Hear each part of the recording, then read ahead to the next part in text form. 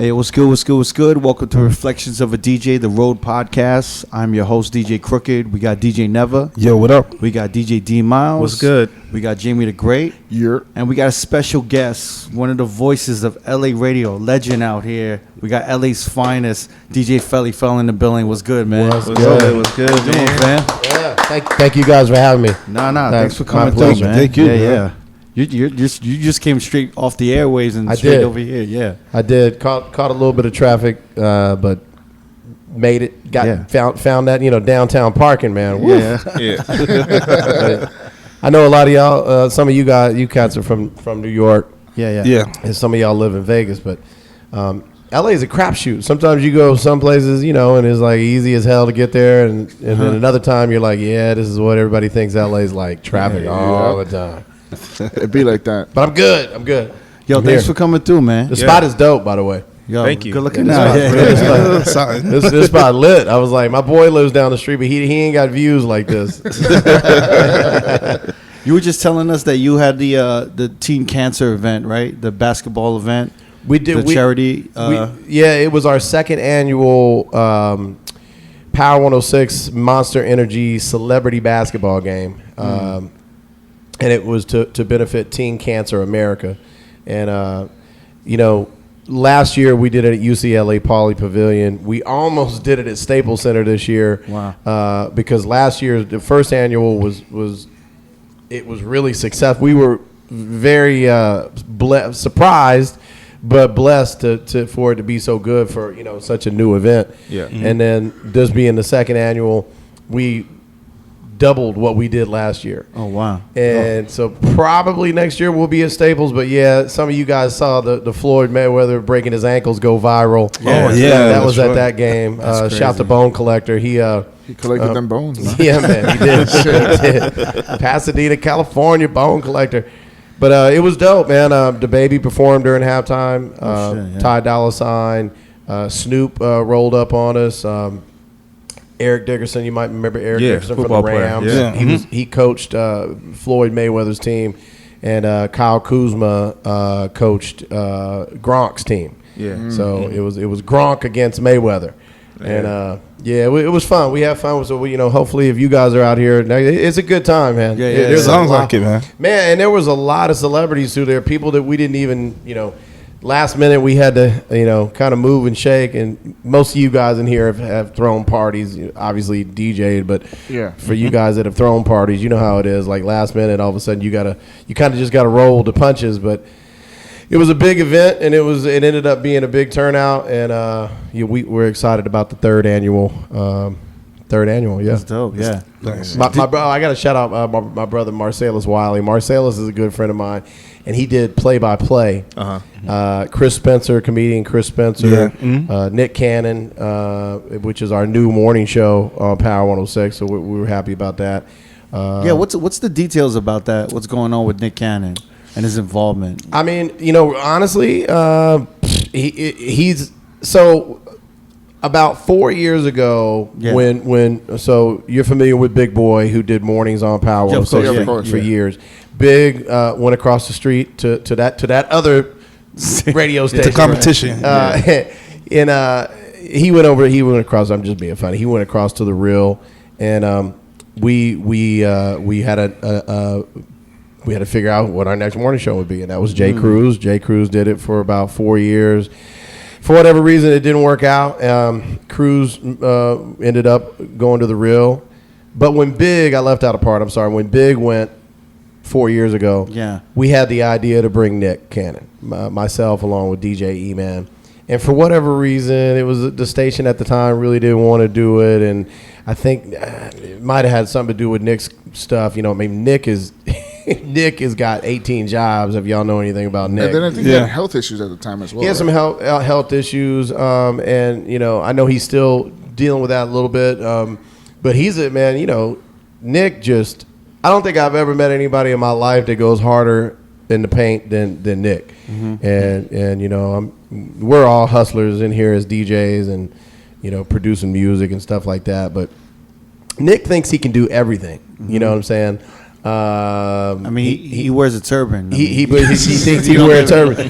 But the funny thing is, here's what I say, because a lot of people have asked me before, like Nick tries to rap and he tries to do that, and I'm like, look, Nick doesn't try to rap. He actually raps. Mm-hmm. It's just the problem for he became known as a host type person, right? Yeah, and I think it's real hard to wear, even if you're able to wear different caps, being able and being accepted into different arenas are two different things. Mm-hmm. So I think that's been Nick's struggle when it comes to he's never had the problem, being able to do multiple things. It's just being accepted, which kind of sucks. You know what I'm saying? That's why I look at people like Drake, and somebody who went from doing like Degrassi. Yeah, a Canadian TV show for, I guess it was a teen type show. Yeah. And to be able to transition like he did, like, man, that's, it takes a special talent. But the funny thing is, Nick is that talent. It's just...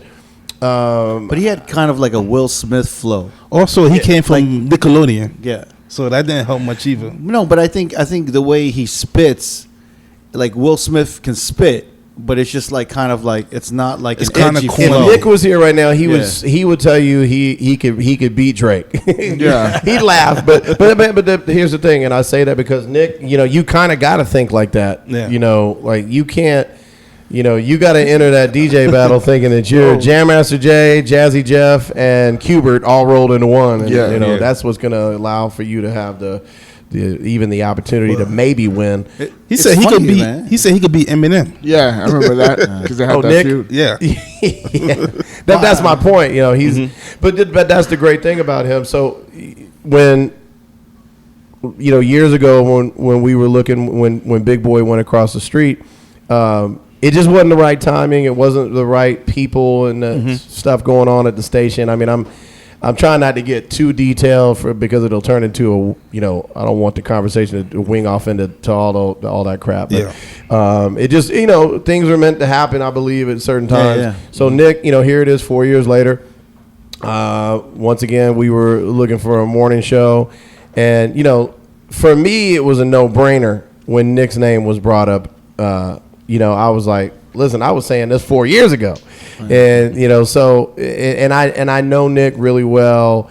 He's got a great attitude. I know how hard he works. And I know, most importantly, there is nobody on the planet that has more relationships with celebrities, especially within the hip hop, entertainment type, urban side of the entertainment business than Nick Cannon. And I don't even think that's my opinion. I think that's a fact. Mm-hmm. It just kind of plays hand in hand. It made sense for him to do mornings, and I think Nick is on his way to being an all-star morning show. Yeah, he's actually, his comedy is extremely edgy, which is dope. Yeah. You know what I'm saying? And he I think he had like a podcast for a second. Yeah. And remember he had Dame Dash on there. Yeah. They were talking about some real ass shit. I know. Like, I forgot about that. Kelly, yo. Yeah. I think at that time I kind of realized this dude should have his own show, but either some type of talk show or something else besides wilding out. Mm-hmm. Oh, but The crazy thing is he wasn't afraid to say anything. Yeah. And it was just what he believed and what he thought was right. So I think that's perfect. Yeah. For morning radio, especially. I think Wild 'N Out's been running for 10 plus years. 10, I think longer, crazy. Man. Yeah. It's got to be around 10, but yeah, Dame Dash. It's funny. I could imagine Nick and Dame having a conversation because Dame is a real opinionated person. Yeah. And you can learn a lot about somebody by hearing them have a conversation with Dame Dash. And the funny thing is, I had that happen recently after that Kanye Wyoming trip. Oh wow! Or during that trip for the record release. For the record release, we were on a bus. They had given us a bus ride. Oh, it was from the farm that he did it on back into town, back into Jackson Hole or whatever it was called. Yeah, it was called Jackson Hole, right? Yeah, it was Jackson Hole. So we actually, he was a little outside Jackson Hole where the farm was, but we all stayed. He put us up in Jackson Hole. And, just when you thought it couldn't get more Jackson Hole-ish, you were 30 minutes away from Jackson Hole where the farm was. And then the bus, would take if you wanted to go back into town after the event. You know, there was buses, and I happened to be on the bus that Dame was on, and I didn't know he was on the bus. And I get on the bus and I'm like, man, somebody is hot boxing up in here, and it was smoke. It was smoked out. It was like I don't remember the NWA video, but when Eazy-E and them step out the Astro van, you know. But I got on and it ends up being Dame, and he was like, Felli. I was like, oh.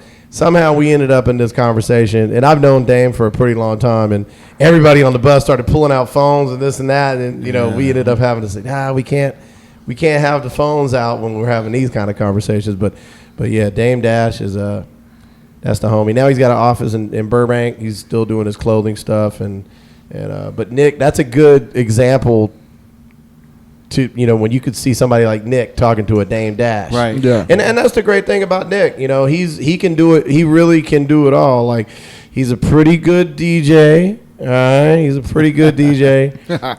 He's got the personality, obviously, to host TV, to do radio, and he's a pretty good rapper. He wears a lot of different hats, and not many people can even do one of those. Yeah. Mm-hmm. So, you know, and I'm not just saying it because he's my boy. He really is.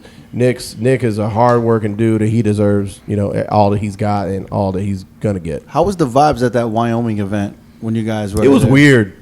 It was weird, you know. I'm not even going to front. It was. I remember when we landed. You know, I mean, we already knew we were going in the middle of nowhere. Wait, can you break it down? So, like, you get an invite from Kanye or his team, and they're like, "We want you to come to the listening party for." Yeah, you're one of like very few people. You know, not even 100 people. Is what they initially said. I think it ended up being more than that, because I think probably what happened is you had a lot of people going like, hey man, how the fuck, what the fuck, I didn't get it, and they were like, oh shit, we should have invited this person. Right. So I think it was, I don't know, it might have been 200 people, maybe 170, I don't know, but it was, I remember thinking, do I want to go to this shit? And I'm glad I went, because you know, it's a conversation that I've had many times since then, and I think that I'll have with DJs and like you know, music people for years to come, because it ended up being like a 1 in a million, you know, event, because not many people could go. So I'm glad I did it. But when we landed, I remember thinking, holy shit, like where the fuck are we at?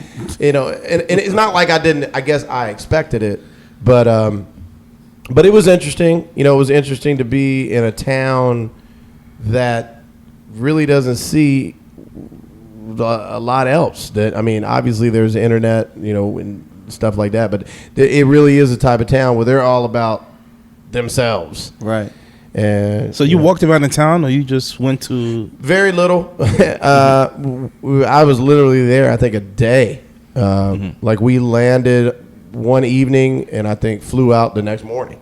So it was literally like, you know, but we went to some bar, actually one bar, you know, and it was exactly what you think it probably was, and you have in your mind. A lot of country music. It was crazy, and it was like, so when we got off that bus, Dame, we end up at this bar.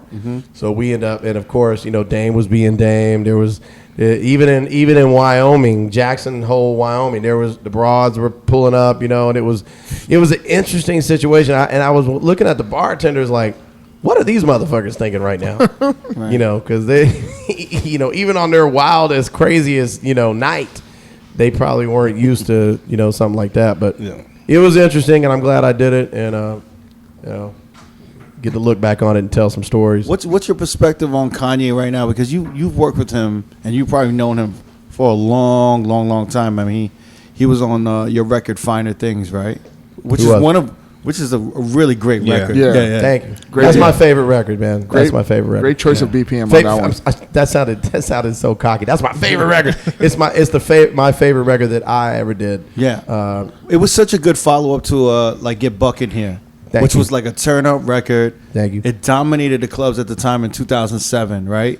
Everywhere. And it was one of the few records that kind of sped up like hip hop a little bit to the 110 and up. You know what I mean? It was like the go-to transition record for every DJ coming out of their fast set. Going from 100 BPM to 120, you had to throw in like get buck in here, you know, to get on the way up. Or coming out of your 100 BPM to go down to go to 88. Yeah, because I slowed it down with Lil Jon at the end. Yeah. But now Kanye, working with Kanye, so the short story of Kanye and I meeting basically happened because he produced a record for Jay-Z. It was he produced a lot of records for Jay-Z. This one was God, mine's going blank. Is it H to the Izzo or before? No. Radio cut or album cut? Was it Guess Who's Back, like Scarface? Nope, it's right in that era. Was it the Death of Autotune? Huh? This can't be life. No, I'll think of it in a minute. Okay. Yeah. Is it the one where he sampled Explosive? No. Was it Death of Autotune? No. We're all guessing. It was before that. We could do this for like 20 minutes. I'm embarrassed that I can't remember the song, but he sent it to me, and it was a Jay-Z song. It was a popular song, and I'll remember it in a second. But he hit me up and was like, "Yo, he was a heavy hitter at the time." And for people listening to this podcast, who don't know, Kanye was a heavy hitter. Kanye was a heavy hitter. If you look back at some of his first vinyl that he put out, it has the heavy hitter logos on the album vinyl. I never noticed that. I didn't know that. Yep. He was the only, for the most part, non-DJ. He was definitely the only rapper that was a heavy hitter. Yeah. And this was back in, I want to say, I've been a heavy hitter since 2000. I want to say this was 2003? Yeah, something like that. Yeah. 2003. Yeah. And so we knew each other from being in the game, and him being in, obviously in our crew, and he knew who I was. I think, obviously, because of me being the DJ that I was on a big station in LA. Mm-hmm. So fast forward about a year or two later, he hits me up and he says, "Hey man, I got this. I cut a verse to." Can't remember the damn song, but I cut a verse to the Jay-Z song, and he goes, "Yeah, I freestyled basically," and I was like, "Yeah, send that shit to me." So I get it, download it on a CD.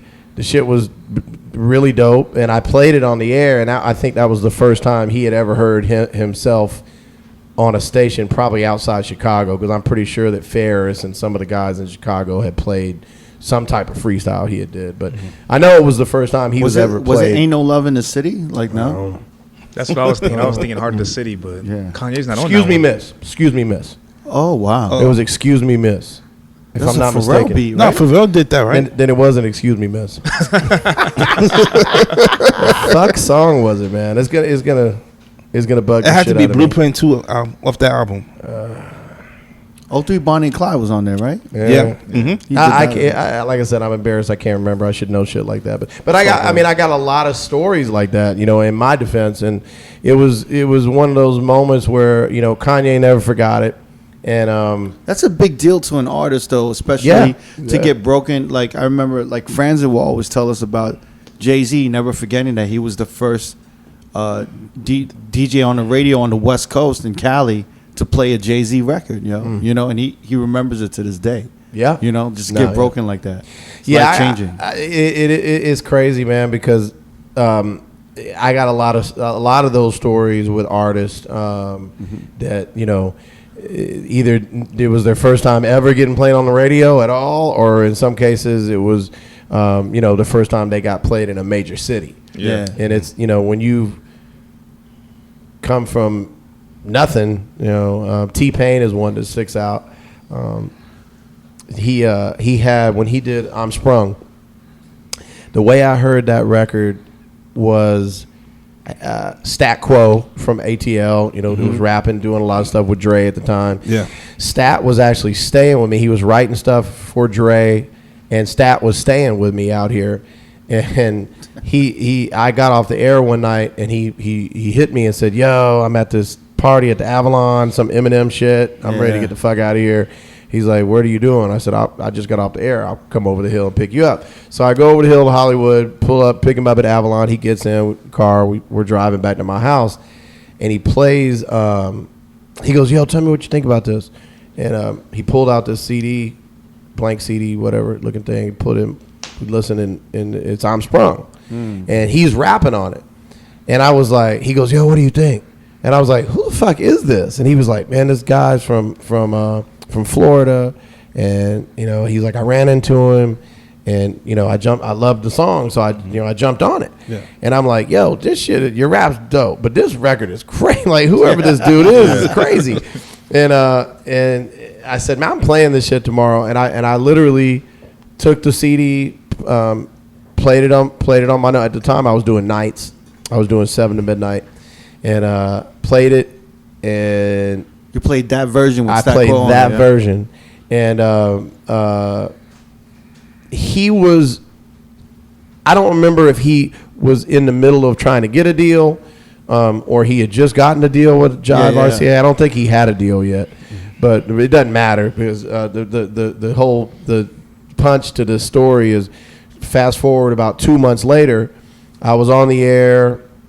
It was like 10 o'clock at night, and I was doing my mix, and my producer was like, "Yo, security's calling downstairs, and that guy T-Pain is here. That song you've been playing." Oh shit! And I was like, "Really?" I'm like, "Okay," and I said, "Yeah, let him up." So they let him up, you know, and I get tapped on the shoulder, and this dude with long, you know, dreads, you know, sitting there, and he just looks at me and he just hugs me. He didn't say anything. He just hugged me, and I give him shit to this day. We ended up, you know, becoming really good friends after that. But he started crying, and he's a little fucking crybaby. He's a little bitch. He's a little biatch, and. To this day, when we hang out, I make jokes. Like, I'll do random shit. Anything that has to do with crying. Right. Like, you know, if there's a tissue there, I'll be like, yo, you need this? You're not gonna cry, are you? You know, but that's some real shit, though. I mean, so he was, and I think that's why I said, you know, people come from, you know, you never know what people were coming from and what they've dealt with, and pain. Dealt with a lot. I mean, shit. Like, the name says it all. Yeah. You know, and he was just so. He was appreciative for sure, but I think he was just so like, I can't believe, like, what the fuck? Like, just 2 months ago, I did this song in my house at you know, literally at his mom's house or his grandma's house. I can't remember. You know, just like we all did. Turntable set up in there with a keyboard and all this shit in a little tiny bullshit room. I'm sure y'all had those rooms. Yeah. You know, he had that, and he just stumbled across, you know, a thing called auto-tune, and took it to that he took that auto-tune shit to the whole next level. But he, when you come from shit like that, you know, it moves you. And he really was sincere and meant it. And, you know, to this day, you know, we joke about it now, but it was funny. Like, recently I did a show and he was there. It was our, was it Rolling Loud? No, it was, whatever show we did recently. I can't remember. But he was there, and we sat down and we were talking in front of some cameras, and somebody brought that up, like, tell the story of how you guys met. And so we told that story, and I gave him a hard time about it, you know, an extra hard time. Like, if we're in private, I'll nudge him and be like, cry baby, but I went in. I'm like, remember that time? And here's how it happened. Do you feel like what do you think radio is right now with, like, and with the power of, like, that DJs have to play and break new music and to introduce new artists? Like, where do you see this? Where do you see radio going? Especially, you know, I know this conversation has been going on for a while now, just about streaming and just how people are, you know, listening to music and, you know, absorbing all the new music. There's so many different ways right now, but obviously streaming seems to be the number one thing. And I don't really know how it's affecting radio as much, but I can imagine it affects radio. But I think what's also being affected is the way that, you know, people are listening to new music and the way it's coming. Yeah, consuming it. Yeah, exactly. And where do you think it's going right now? Like, those stories, like those great moments where, you know, like being a DJ and having that gut feeling when you hear a song and being like, yo, I'm going to play this on my show. Like that's slowly going away. You know what I mean? And where do you think it's going to go? Like, so I think that we've already hit a plateau of people that have made their choice between being digital users and terrestrial radio consumers. Right. And I don't think you're going to see a big switch and swing either direction at this point. Mm-hmm. Yeah. You know, I think that it has, to answer your question, or to comment on what you said about one little part of that comment, was it has affected terrestrial radio for sure. But here's the thing. First of all, I think streaming, well, I don't think, it's a fact, streaming saved the music industry. Yeah, definitely. You don't have a music industry, you don't have radio. Mm-hmm. So I try to explain to people that, let's think about this, you know, if streaming wouldn't have come about and record labels went away, where does that leave radio stations? Because, you know, for years, record labels relied on radio stations, but let's just keep it real, radio stations relied on record labels for a lot. You know, it was a relationship, and some can argue who needed who more, but that's irrelevant here because when the streaming came in, it was an avenue and a platform for music to be heard, music to be sold, music to be consumed, and you know, it's kept the music industry alive so that you need radio. Mm-hmm. Now, when people try to compare streaming and saying there's competition with, you know, a Spotify and a terrestrial radio station like Power in LA or you know, Apple Music to Hot 97 in New York, here's what I say. Terrestrial streaming services shouldn't worry about radio. I understand how they're super duper competitive amongst each other. Amazon, Spotify, especially Spotify and Apple Music, and even Pandora, I guess we could put in that mix, and a few others that are on the come up. Tidal, I'm sorry, yeah, that's a good one. And you know, so streaming services should be worried about one another, but shouldn't be worried about terrestrial radio. And I think they're starting to figure that out. You know, recently I had a conversation with some people over at Spotify about some podcast, you know, stuff. And we got into, you know, trying to get terrestrial radio involved with streaming, doing podcast stuff.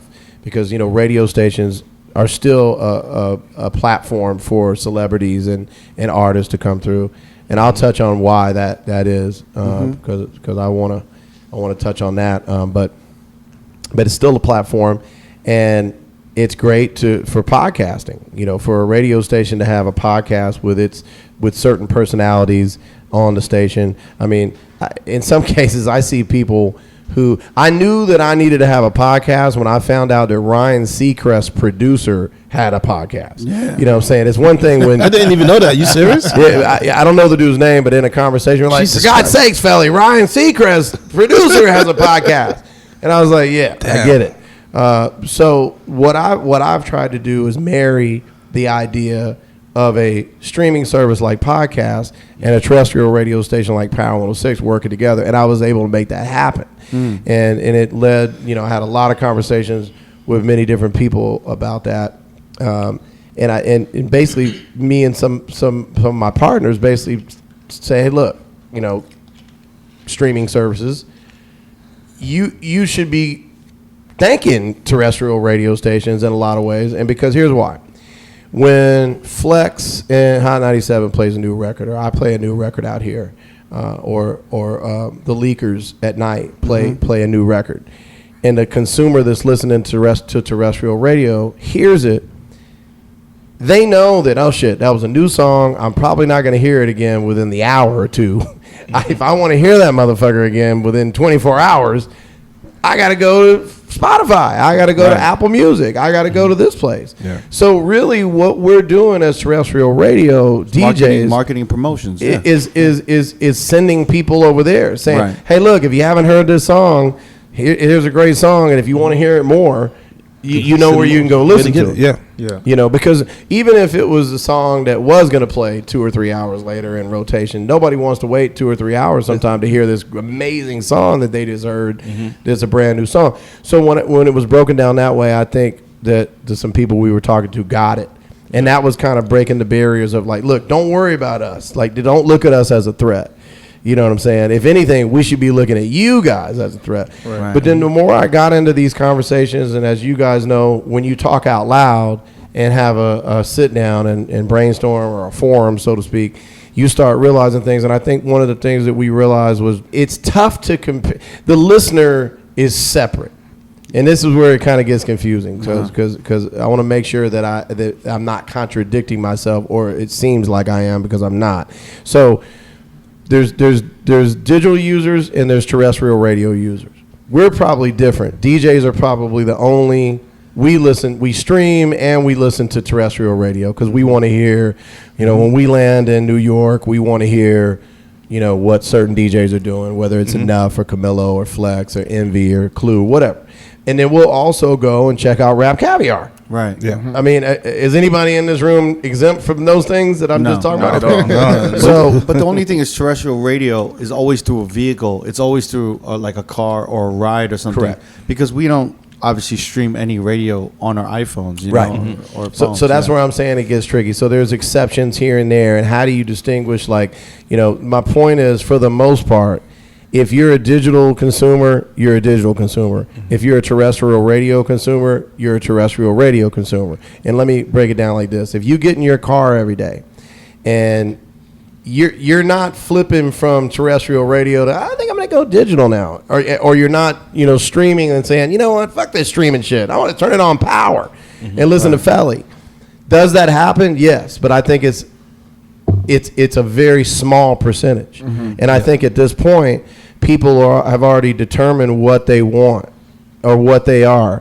There's the people who have gone to the streaming side. They're probably not going to come back too much to the terrestrial radio side. And the people who are terrestrial radio still, after all these years of streaming, for sure, are probably not going to wake up tomorrow and be like, oh, I discovered this new thing. Streaming. You're probably just a terrestrial radio type of consumer. Yeah. And so that being said, that's why I try to tell both sides, we really don't have to worry about one another. That's already happened. Where it is where it's pretty much going to be. Right. It's not going to change too much. Well, it really depends on like the person and every city. That's the right. people in every city have a routine, and if there's been a radio personality, traffic in LA is what makes LA and will be for some time relevant in the terrestrial radio scene. Yeah. That's what someone, and then the personalities on the radio show, people grew up listening to that as a kid in their mom's car, to the point where they buy their own car and it becomes part of their routine. And it becomes like part of this like familiarity thing. You know what I mean? It's so funny that you say that. Last night, when I go to events like the basketball game, the charity basketball game we did last night, there's a very wide spectrum of ages, and so I would have somebody in their late 40s, come up to me and say, "Felli, I want to take a picture." Which is obviously flattering, but it's actually more flattering when I have like a 10-year-old. It's like, oh man, Felli. Wow, man. or seriously, or how about a teenager that's like, aren't you supposed to be streaming music? You know what I mean? Yeah. But it's real flattering, and it's that never gets old to me to see like a spectrum that big that knows who I am as an air personality. And some of it is the music, that I've released over the years for sure. But I do think that it's more so in LA. It's more so. It's a personal connection. Yeah. Because even for me and Jamie, we grew up in LA, and even when I fly in, if I take an AM flight during the week, I have to turn the radio on and listen to a morning show. That's just the thing I always did, going to school every day. Back when the Baker Make Boys sure you were. listen to Nick. Power 105.9 in the morning.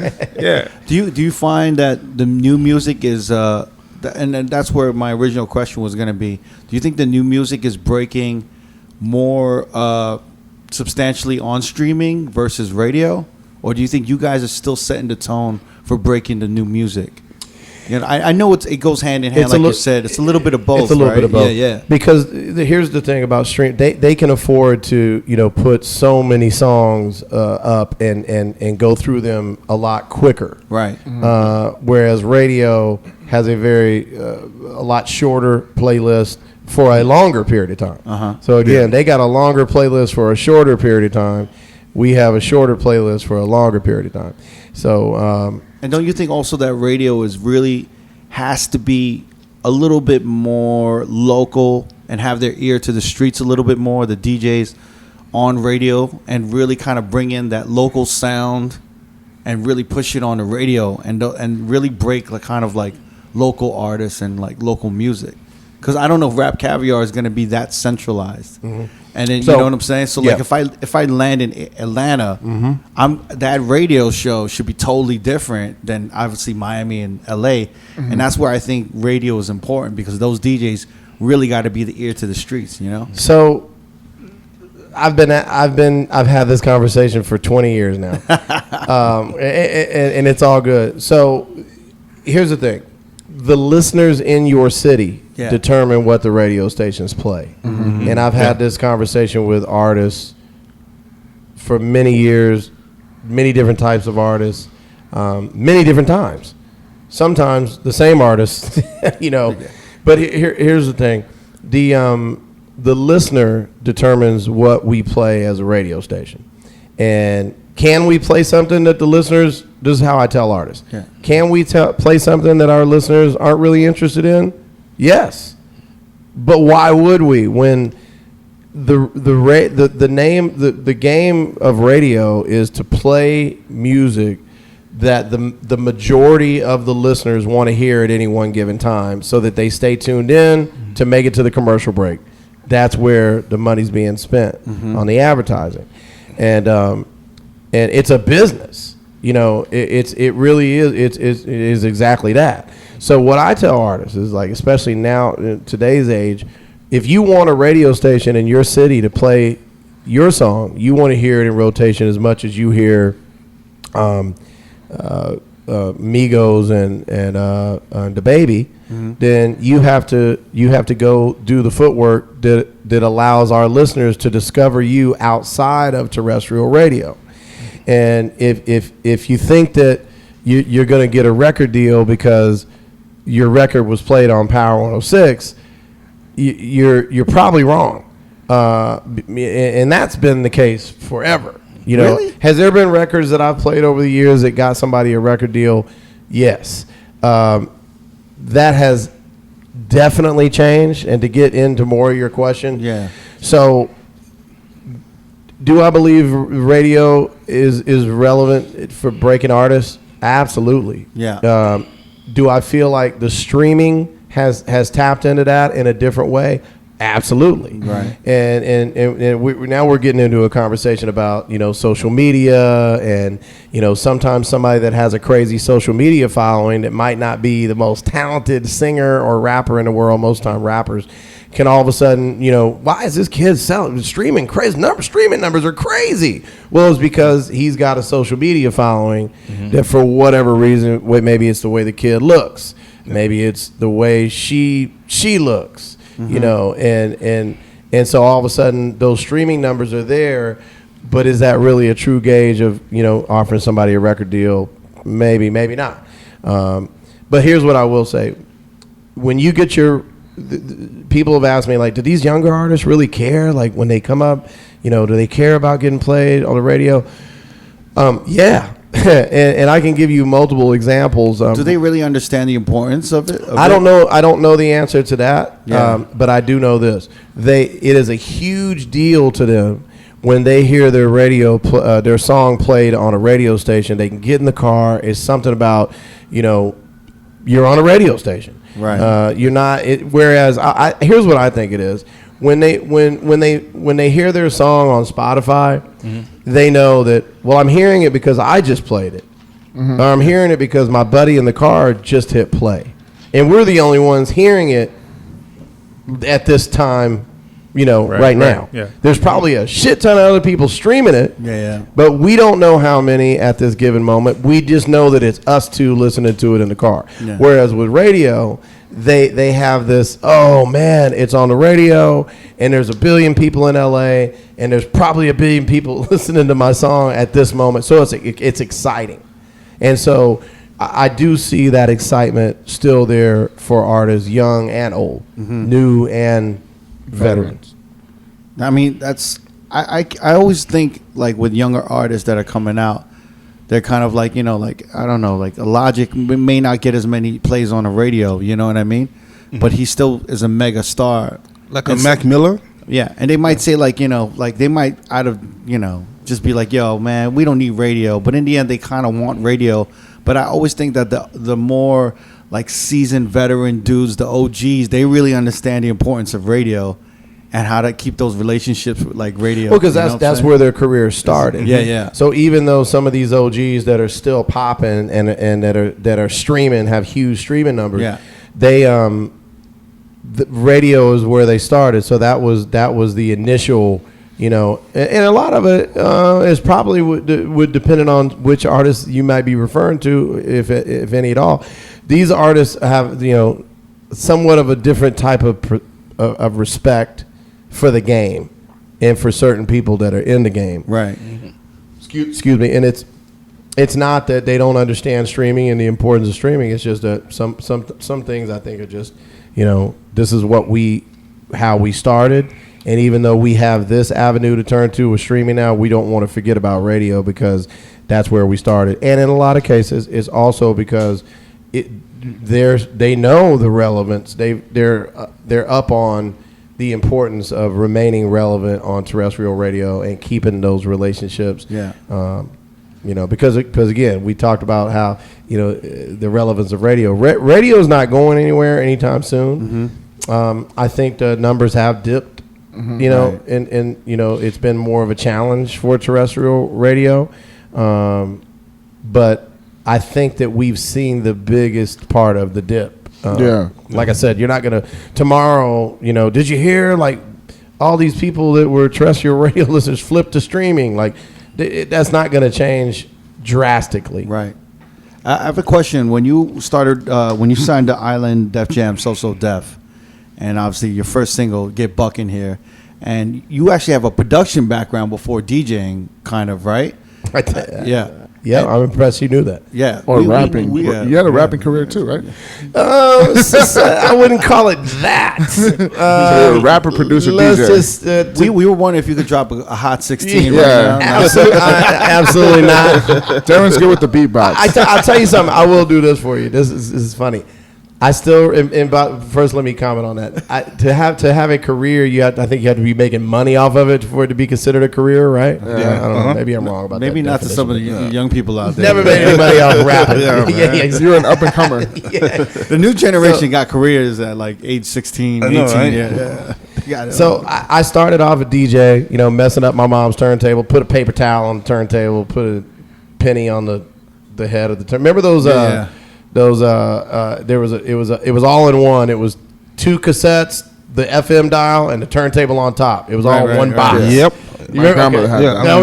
So my mom had one of those, and it had the volume was a slider. It wasn't a knob. Yeah. It was a slider. Mm-hmm. So of course I just naturally. Oh, you made that like the fader. That was the fader. Oh, wow. That was the fader. So what I did is, you need the fader to pop all the way. Mm-hmm. So if the volume knob pops all the way, you're gonna blow the speakers. Right. So I would put something in between so that it was like a governor, like a stopper. Yeah.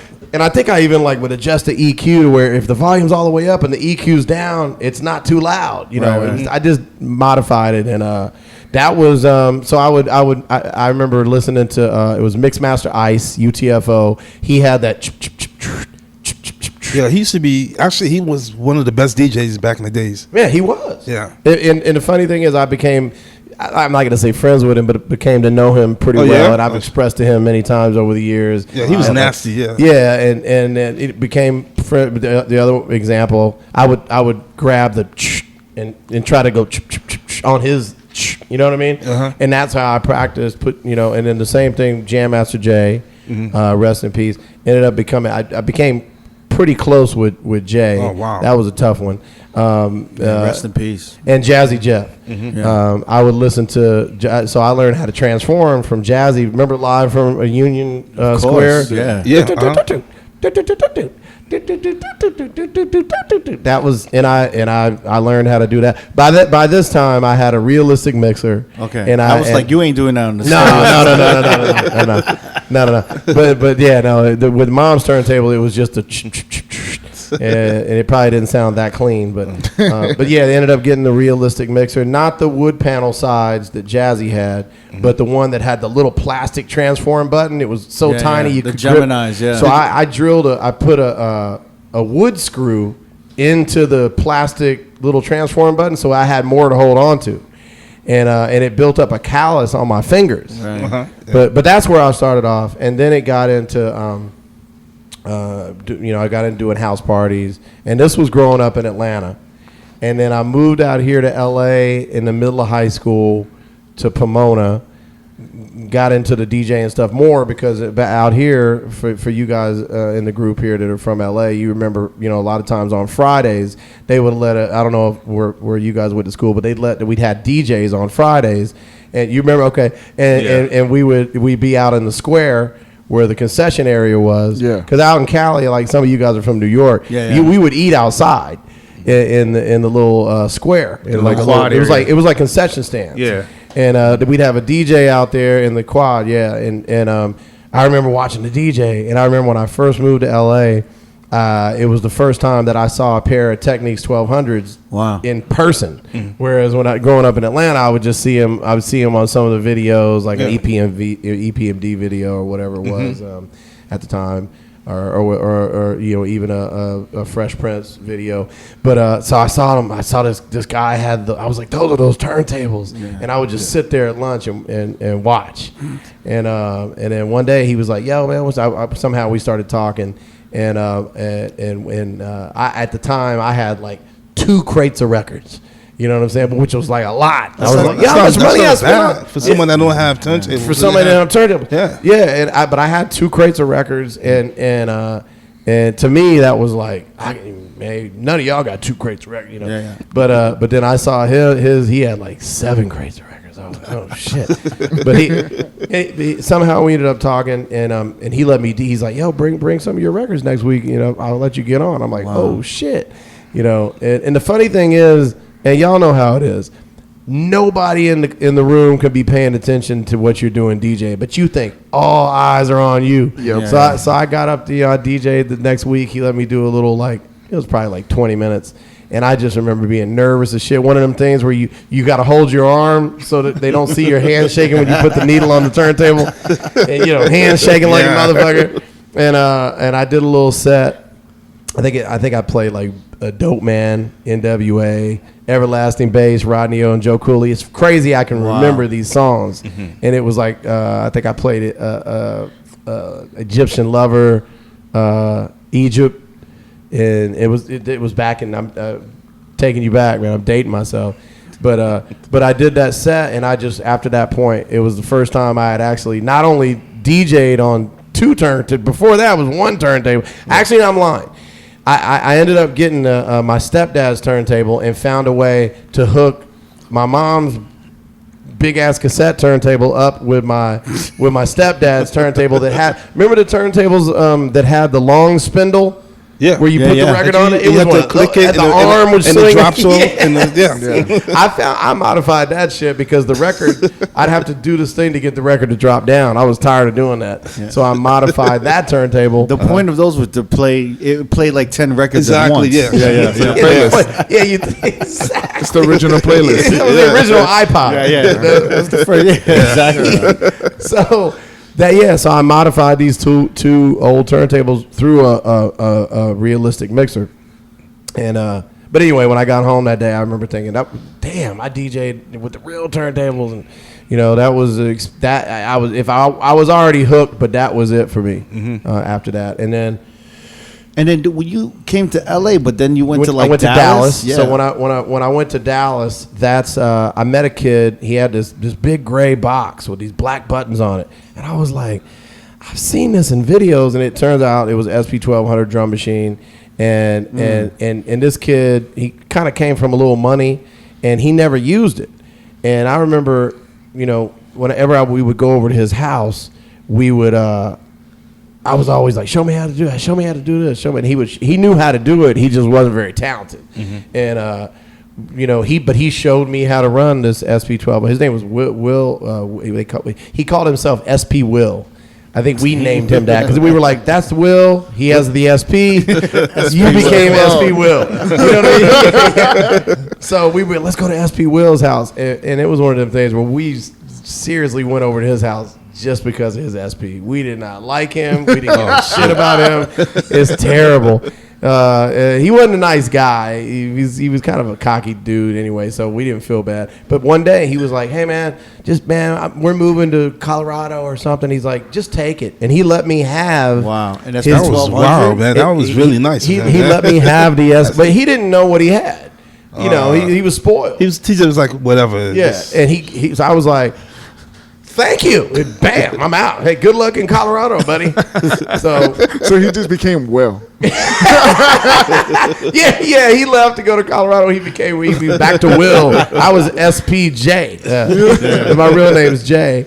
But yeah, no, I took it, and I already knew the basics, how to run it. And you know how it is when you get something and you know the basics, and then you start figuring out all the, And so now I'm DJing. I would take the SP to the house parties. Yeah, for those who don't know, the SP1200, this is the classic sampler drum machine that everyone used, from Pete Rock, Marley Marl, right? Launch Professor, everybody. Lord Finesse, yeah. Classic hip-hop hits were made on this fucking thing, yeah. Do you say Pete Rock is the smooth? Yeah, Pete Rock, yeah. Yeah, so I kind of mastered that. The funny thing is, the Get Buck in Here beat, even though obviously, shortly after that, actually, I started getting into producing. Even in the early 90s, I was producing with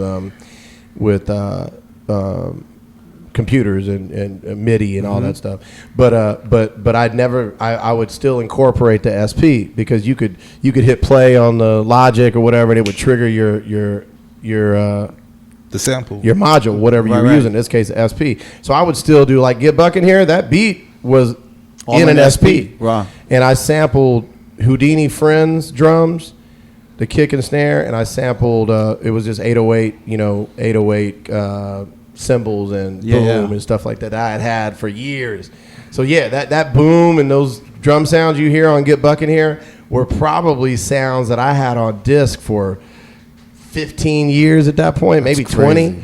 But that's why I tell people, like, it's about how you can get creative. But so yeah, I learned the turntables, learned the SP, started doing house parties. By this time I'm in Dallas, and the house parties blew up for us. We would rent out the big party room in the apartment complex, and we would charge $5, and we had a big jug of jungle juice, and for $5 you got in, you could hear music and get fucked up. What were you playing? Like, you came from LA, then you went to Dallas. Was it the same music? It had to be different, right? Back in the day, Dallas and LA had a weird connection. If you remember, like, the DOC was originally from Dallas. From West Dallas. Oh yeah, DOC. And then you had like Two Live Crew that was like had the Florida thing, but yet Mr. Mix was from California.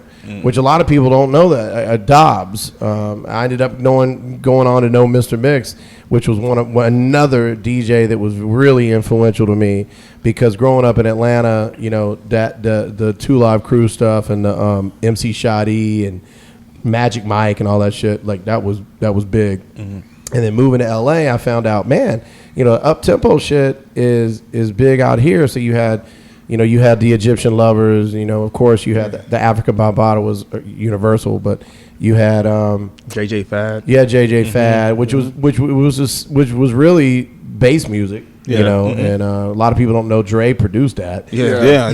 But and then in World Class Wrecking Crew, which was all up tempo shit, it was before the gangster sound that people like Dre kind of molded or created. So I was, moving to Dallas. That's what they were listening to. It was kind of, Dallas is a weird place where it's south enough to be kind of Atlanta-ish, and it's west coast enough to be kind of LA-ish. So it kind of, in a weird way, was like really a perfect place for me to be. Now that I think about it, at that time. So and Dallas is also a lot like LA in the sense that there's a Latin, Mexican American population that's similar to the ratio that's here. And Dallas was like your first radio, right? It was. The house parties led to a buddy of mine, or I didn't even know him that well. He just would come to our house parties. He was an older guy. His name was Carlos. I can't remember his last name, but one day he came up to me and he said, "Hey, would you ever?" I was like 19 years old at the time, and he said, "Would you ever, want to DJ at a club?" And I'm like, "I'm 19, And he was like, "Look, I want to take you to the Spanish club. It's a salsa merengue club. It's in East Dallas. East Dallas, ironically enough, is equivalent to what East LA is." Oh, my cousin. So wait, what East LA is like Mexico, all Latino. It's little Mexico, bro. And so I was like, yeah, fuck it. I don't really play Spanish music, and he explained to me, of course, that they want somebody who can set the tone with some English music, is how he worded it. I'm like, well, I can play English music, motherfucker, if it's hip hop. And he was like, yeah, they just want somebody that can play like 20 minutes of hip hop on the hour. And I said, cool. And hip hop for me back then meant hip hop as we know it. It also meant Latin freestyle. It also meant house music. It also meant booty bass music, So that's what I went in there and played, and the owner, Ismael Sanchez, was his name. He said, yeah, man, I want to hire this guy. So I got the job there, and immediately had to step my record game up.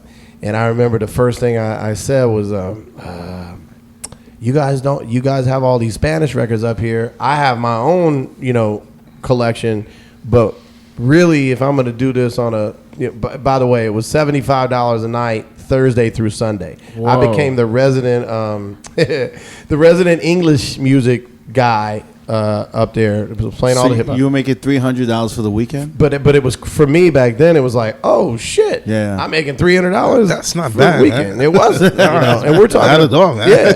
Yeah. So I immediately, a light bulb went off in my head, and I was like, I can get records.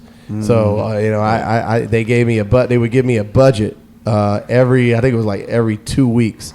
I don't remember how much it was. They gave you a record buying budget for the club. That's amazing. Because I explained to them that, I said, listen. I'm a little jealous about that. So let me tell you how I justified it. I said, look, you guys are paying me, I didn't want to say only $75 because I was so excited about that. It was like a whole lot of money to me. But I said, listen, you guys are paying me, but I can't go spend half my check on records. Obviously the records will be yours, but I need these records so that I can do the best job I can. I don't want you guys to have customers in here. They want to hear certain songs, and maybe there are songs that I don't like enough to buy in my own personal collection, but they want to hear them. And he said, they agreed. The manager of the club agreed and said, okay, how much do you think would be? And I think it was like, they would give me like $100 every 2 weeks, and so I was able to, now I'm like, okay, I'm about to buy these records. And so fast forward a year later, found out that I got a word from a friend of mine. Is like, yo, you might want to stop DJing there because they're about to raid the shit out of that club, and they're into some funky stuff. So sure as hell they did, and did you leave the records? Or you I'm about to ask you that. Yeah. So check this out. So they no. so what I did is I took mine. I didn't want to take shit that wasn't mine. I'm a karma type of dude, and so I took my records and I said, hey, I'm not gonna make it next week. I need to go see my family in Atlanta, and just kind of was like under the radar, dipped out of there. Sure as hell, a week later, my boy calls me. He's like, bro, they took the bartenders to jail. They took everybody. Wow. I'm like, oh shit. Yeah, and so I laid low for a minute. Came back to Dallas a couple weeks later, and one of the dudes who worked there, that they let some of the people go back and get personal belongings. And I said, damn, man, I should have took them records. He's like, who's your boy? Wow. He had taken all the hip hop records out of there, and it was like 3 or 4 crates worth of dance, hip hop, booty bass, little bit of the old funk, you know. And I was like, bro, shit. And I said, I know that was the best feeling. Having records back. Because the same thing kind of happened to me. Like this club, I didn't lose my personal records. I lost the records that I bought for the club. But there was a lot of records in there that were kind of like in my mind, like that's kind of mine. Yeah, I lost like 2 crates of records because the club I was working at, I want to say they burned it so they could get that insurance money, and I had left my crates at the club. And I thought my shit was gone, but 2 weeks later, I saw one of the bartenders. They was like, "Yo, man, I got your records at my house." Oh, wow! Damn. And that shit was like the best feeling, man. That's like a chick you're in love with breaking up with you, and then you think it's over for good, and then 2 weeks later, she's like, "I'm so sorry." Man. You're like, "Oh shit!" And I ran into this guy at the spot I was DJing at. He was like, "Yo, man, I got your records, man." I'm like, the difference is you keep those records from that point forever. Exactly. That girl, you just fuck her one more time. You're like, "I'm over your ass. Get out of here." I'm just being serious, ladies. But yeah, so that was kind of the beginning of me realizing, like, man, this is like, I knew at that point. You know, I think I already knew, but especially there, I started realizing like I could make money off this. Mm-hmm. You know, by that time I was like 20, going on 21, so I got back to Dallas after that little staying away for a few weeks, and to my surprise, these other clubs were asking, "Hey, would you want to DJ here?" Apparently, little did I know, they didn't want to try to take me away from this particular club because they were scared that what if this dude that owns it gets mad at me for taking their DJ, whatever. Yeah. So when dude was gone, you know, they said, "Hey, do you want to come DJ at Escapade?" was the name of the club, and it was the same kind of thing. It was a Latinish type club. I played more to English, and then that club led to a little bit bigger club. And then a bigger club, and before you know it, I was DJing at, you know, some of the biggest clubs in the city. Were people thinking you were like Latino? Because you're like, bro, I grew up listening to you, and I thought you've been lying this whole time. You're like Creole, Mexican, right? You're like half Creole. Well, so on my mom's side, it's Creole. My mom's a mutt. So is my dad. My mom's Creole, Spanish, British. My dad is, I want to say, Irish. I know my whole makeup because I did my DNA about two years ago. I just haven't figured out which parent has what. Yeah. But dad is Irish, British, and then a whole lot of like Greek and Italian. It's like I'm basically. The funny thing is I had nothing from this continent, which is crazy. Like everything was European. Right. So, you know, it was... and Creole's kind of more French, right? Well, you know, people look at Creole, for the most part, it's French, Spanish. African-American. Mm-hmm. And so there's about, I think there was like 10% African-American. But I knew that, you know, being, you know, knowing my great-grandmother, and which was my mom's grandma. And so I kind of knew these things, but then when you do your DNA, you get to see the real breakdown. But apparently that means that when I'm in certain parts of LA, I'm Mexican. When I'm in the Glendale area of LA, I'm Armenian. Yes. So that's same. I have the same problem, bro. No, I can see it. Yeah, I'm like, what are you? I'm like, what do you want me to be, baby? Like, whatever you want me to be right now, that's what I'm. You pass Brand Street, you're Armenian. Yeah. Oh man. When I first, because I live in that area, I live in Highland Park, Eagle Rock area, on the backside of Glendale. Yeah. And I remember when I first, I was living in Burbank, moved to Glendale, and I was pumping gas. And all my buddies were like, "Oh man, you're moving over there with the Armos." And I was like, "Ah man, I'm cool. I got a lot of Armenian friends." So I'm pumping gas. They're like, "Yeah, but it's a lot. Like, you're going to be around a lot of Armenians." I'm like, "I don't give a fuck." You know, So I'm pumping gas at this mobile station. And this dude comes up to me and he's like, rims. And I was like, say what? And he was like, rims. And I was like, bro, I don't understand what you're saying. He goes, you ain't Armenian? And I was like, and he immediately went into an urban accent. He was like, it was crazy. He was like, you're not Armenian? And I was like, nah, bro. And he goes, oh, my bad, bro. He goes, I was just saying those are some dope-ass rims. And I was immediately, I was like, damn, it is different over here, I guess. And then I realized, you know, as years went on living in that Glendale area, like, man, I must really look Armenian. I would get in Ubers to this day, and they'll speak Armenian to me. Yeah. And I think a lot of it is also because where they're picking me up. They're like, I'm picking him up in this area. He looks like he could be Armenian. And so I'm gonna speak Armenian to him, or they'll ask me sometimes, "Yeah, you're Armenian, bro," and I'm like, "Man, if it's gonna get me to this place faster, then yes, get me to this club." So in Dallas, you got the opportunity to be on the radio, right? Yeah. So the club thing, I'll tell you how the radio thing. So I was DJing at when I got to one of the bigger clubs in Dallas. They had a radio show. They sponsored a Saturday night 3-hour block from 7 to 10, and it was a community radio station, but it was a 50,000 watt FM station. Yeah. So it was, essentially as powerful as some of the commercial stations. So it had a good frequency, and the host, his name was Alan Hammer. He would have me come up and he had a DJ.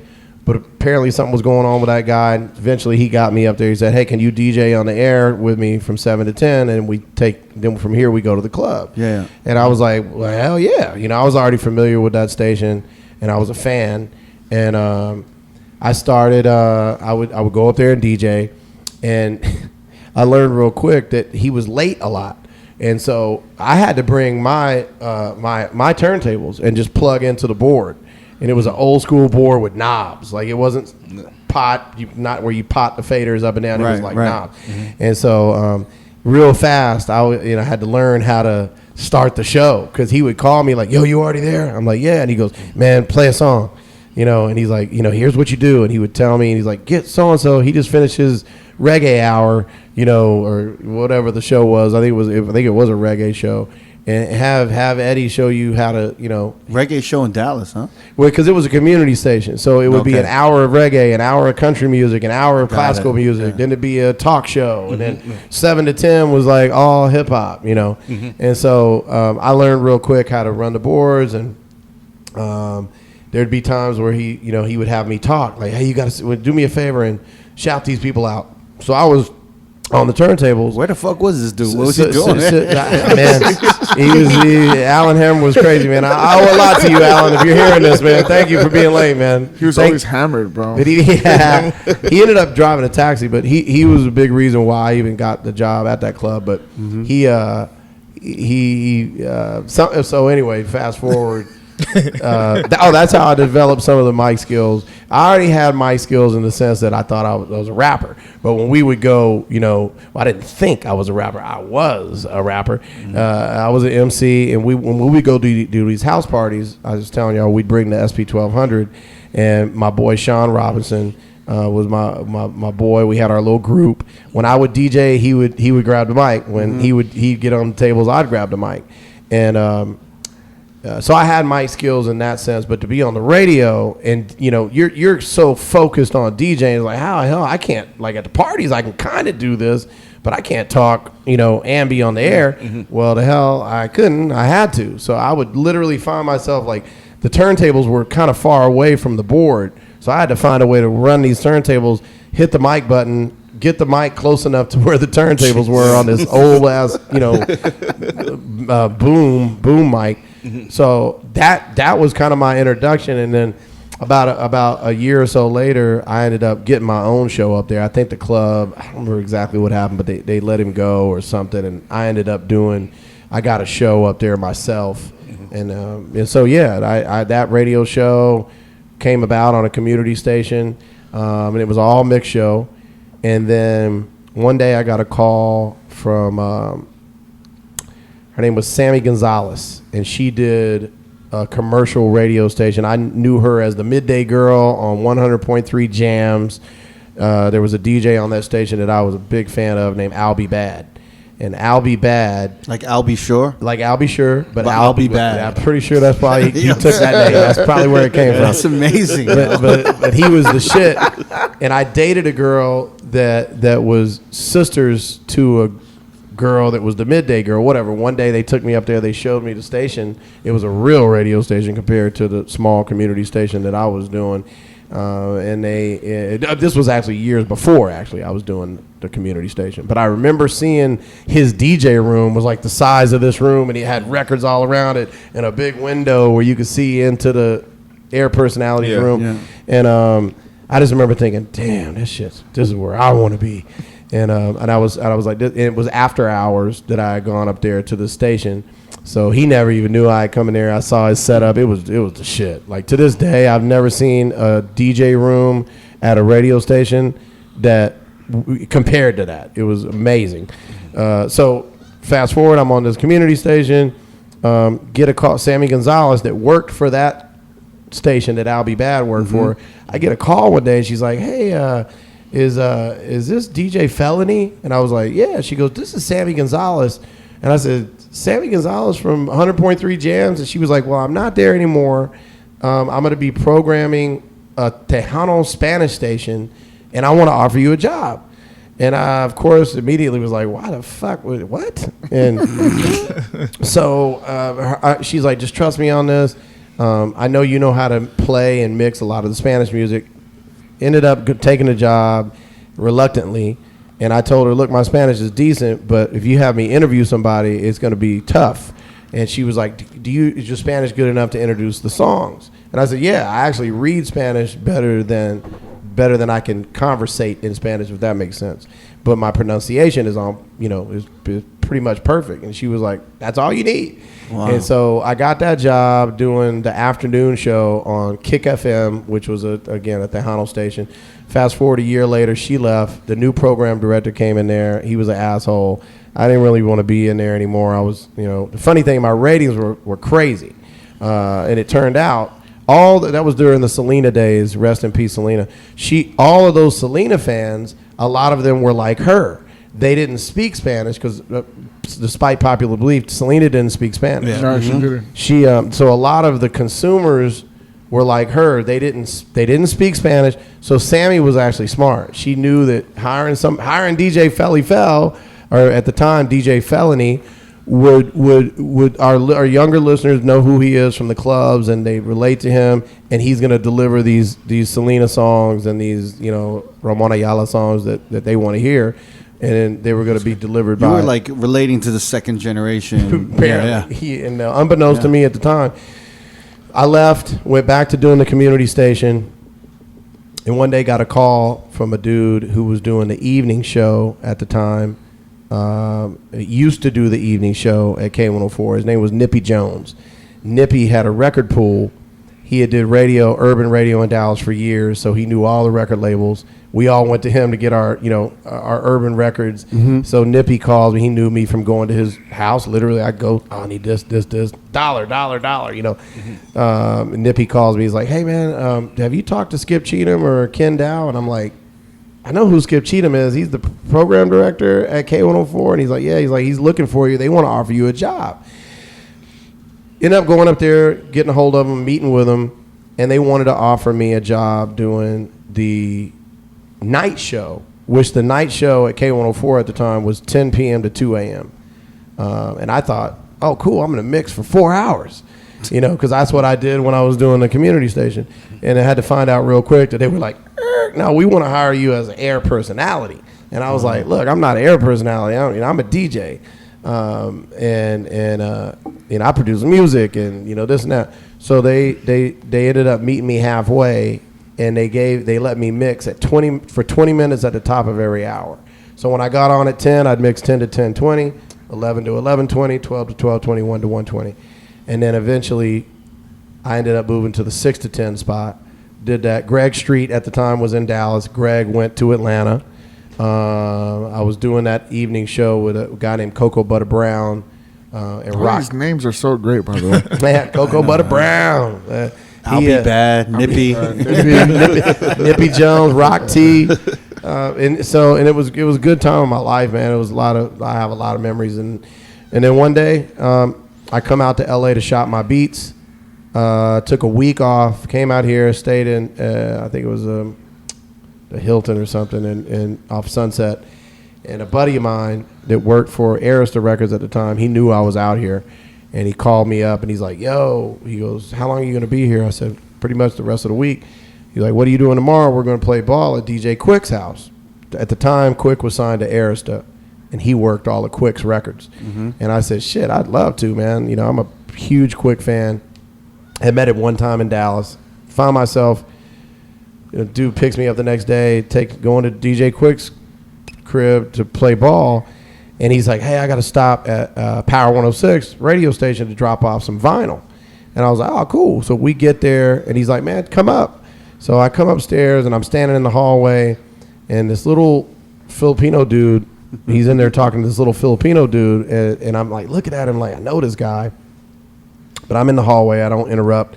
And they end up coming out, and it ends up being DJ E-Man. And he introduced himself. Man, I'm E-Man. We met at the Loud Records party in Miami and like a couple years ago in '98. And he's like, he said, I was with Mind Motion from the Bay. And I was like, I remember you. You were the drunk Filipino with a bottle of champagne. And so that's how I remembered him. And I was like, yeah, man. He goes, yeah, man. He goes, I'm familiar with what you're doing in Dallas, which blew me the fuck away.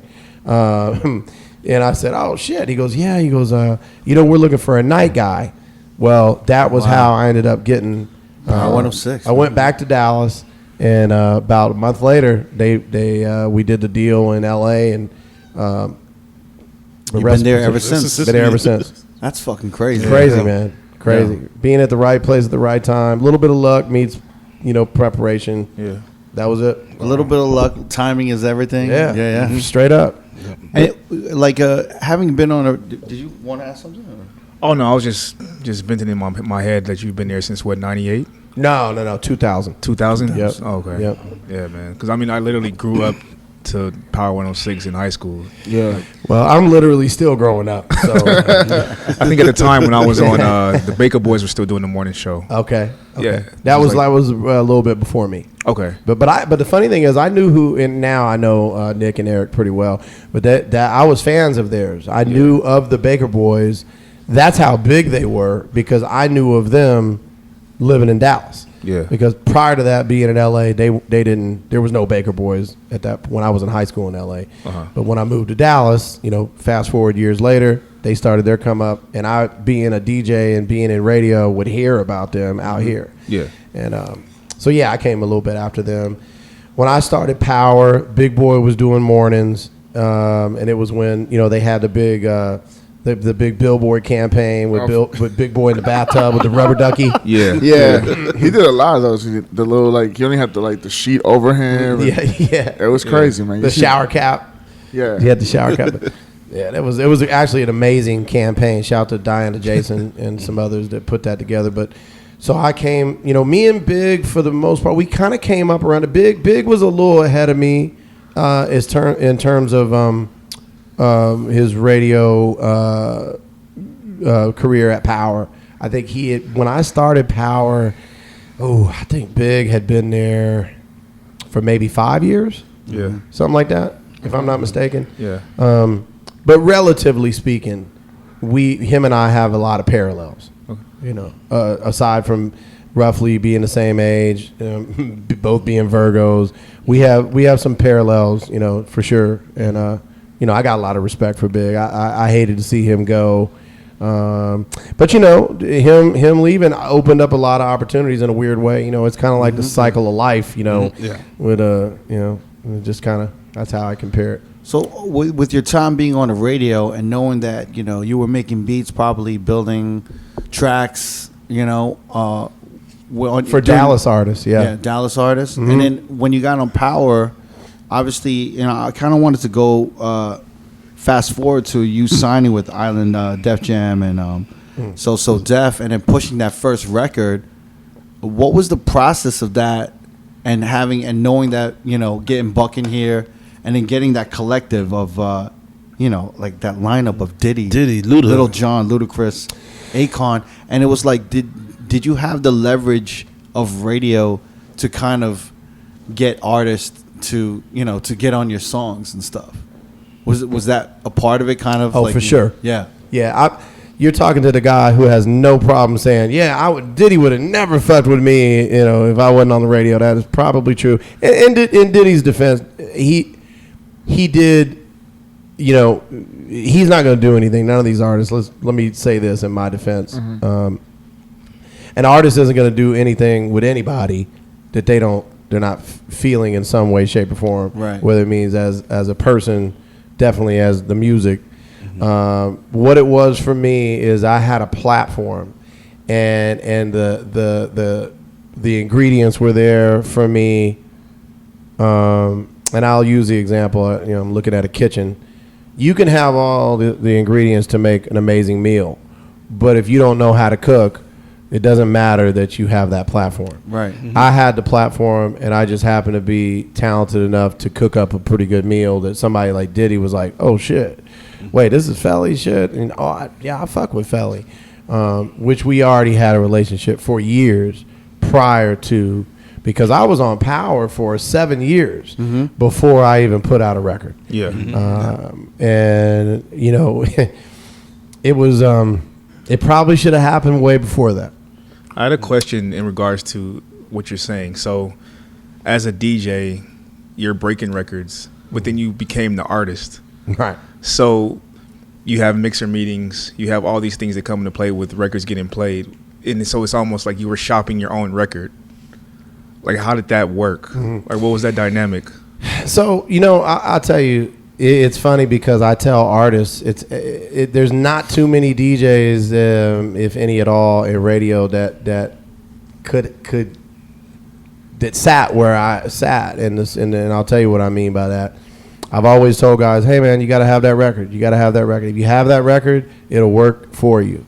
You got to put in the work, but the record will work for you. And you guys know as DJs, it could be your cousin, it could be your brother, but if the record sucks, it's like, bro, I love you. We're gonna hang out with mom this weekend and have dinner, but this shit is terrible. Yeah. But when you have an amazing record, it allows for it just kind of works itself. And I think having Get Buck in here was an example of a record that it took off. It took off because it was a great record. Did you expect it to be as big as it was? I don't think no. Nah, really, man. If somebody would have told me when that record first started playing that it was going to take me around the world, even to this day, I would have said, "Yeah, get the fuck out of here." But somebody who saw that, I'll tell you, the way that record came about. I was producing, just producing beats, and for years I've been saying, "All right, I'm gonna do this." I would look at people like Kid Capri and Flex, and I think at the time it was DJ Clue was really doing his thing in the early 2000s, and I had strived, even in the 90s, like I'm saying, Kid Capri, and somebody like Jam Master Jay. Being a DJ, I knew what went into Run DMC, and what went into the Jazzy Jeff and the Fresh Prince, and it always went back to the DJ. Yeah, not always, but in a lot of cases. So I always had this yearning as a DJ. I had a good ear as a DJ. I was never this incredible, battle DJ. Never had those kind of skills, but I was better than the average guy. You didn't want to scratch. I will out scratch your ass like a motherfucker, and in some cases, I was the guy that like, oh shit, you could transform. And it was when it would be equivalent to crabbing today. Like if you could crab, like, oh shit, I was the guy who could transform. And if you were a great DJ back then, you might be able to scratch a little bit. So I kind of was versatile. So I had that going on, but I knew I always wanted. I would hear records and say, man, I want to do that. I know I can do that. I see how they put that together. And a lot of those records came from, listening to, Run-DMC and just hearing the samples and how they were put together. And then, moving a little forward, Jermaine Dupri. I was a huge Jermaine Dupri fan. Yeah. Ironically enough, he was who ended up signing me. And we were from the same vicinity of Atlanta, and that was a whole nother connection that came about with us meeting. But the record itself came about because I had a bunch of beats. I was in Vegas. I knew Akon. I had helped break one of his records, and him and I just kind of hit it off, and we had kept in contact for a couple of years. And he says, he hit me and said, hey, I'm going to be in Vegas. I said, I'm going to be I told him I was going to be in Vegas. He said, I'm actually going to be there that weekend. I was DJing a club. And he says, come fuck with me. I'm going to be in the studio. So I came. He wanted me to play some beats, played a bunch of beats. And he just had the stone face, like, nope, and play another beat, nope. And he said, hey, man, you played a beat for me in L.A. a few months ago. And he said it was like an electronic sounding beat, and blah, blah, blah. I started thinking electronic sound. I said, I don't have too many beats like that. So I played, and he was like, that's it. And it was just instrumental. And he said, that shit is crazy, Fel. I'll never forget. And he went in the booth and laid that hook. Literally that moment. So he came up with the hook. In Vegas. And from the time he heard the record until the time the hook was done, it wasn't even 45 minutes. Wow. Damn. He started writing right then and there. He started writing that hook. And he would turn it up and he mouth it. He wasn't behind the mic yet. He was just in front of the console. And to the point where I was like, I told my boys that were with me, let's get out, And so we left him alone, went out, got some food in the lobby, and one of his guys came. He's like, yo, Khan's looking for you. And we come in there, and he goes, you ready for this? And he tells the engineer, turn that shit up. And he, damn, we better get Buck in here. And I was just like, oh, shit, this shit is crazy. I owe so much to Akon. He pinpointed the record, the instrumental, and he did the hook. Like, he was a real, no pun intended, very instrumental in. But at that point, I had Akon on the hook. Got back to L.A., and I was like, I think I had just hung out with Diddy not too long before that. He invited me.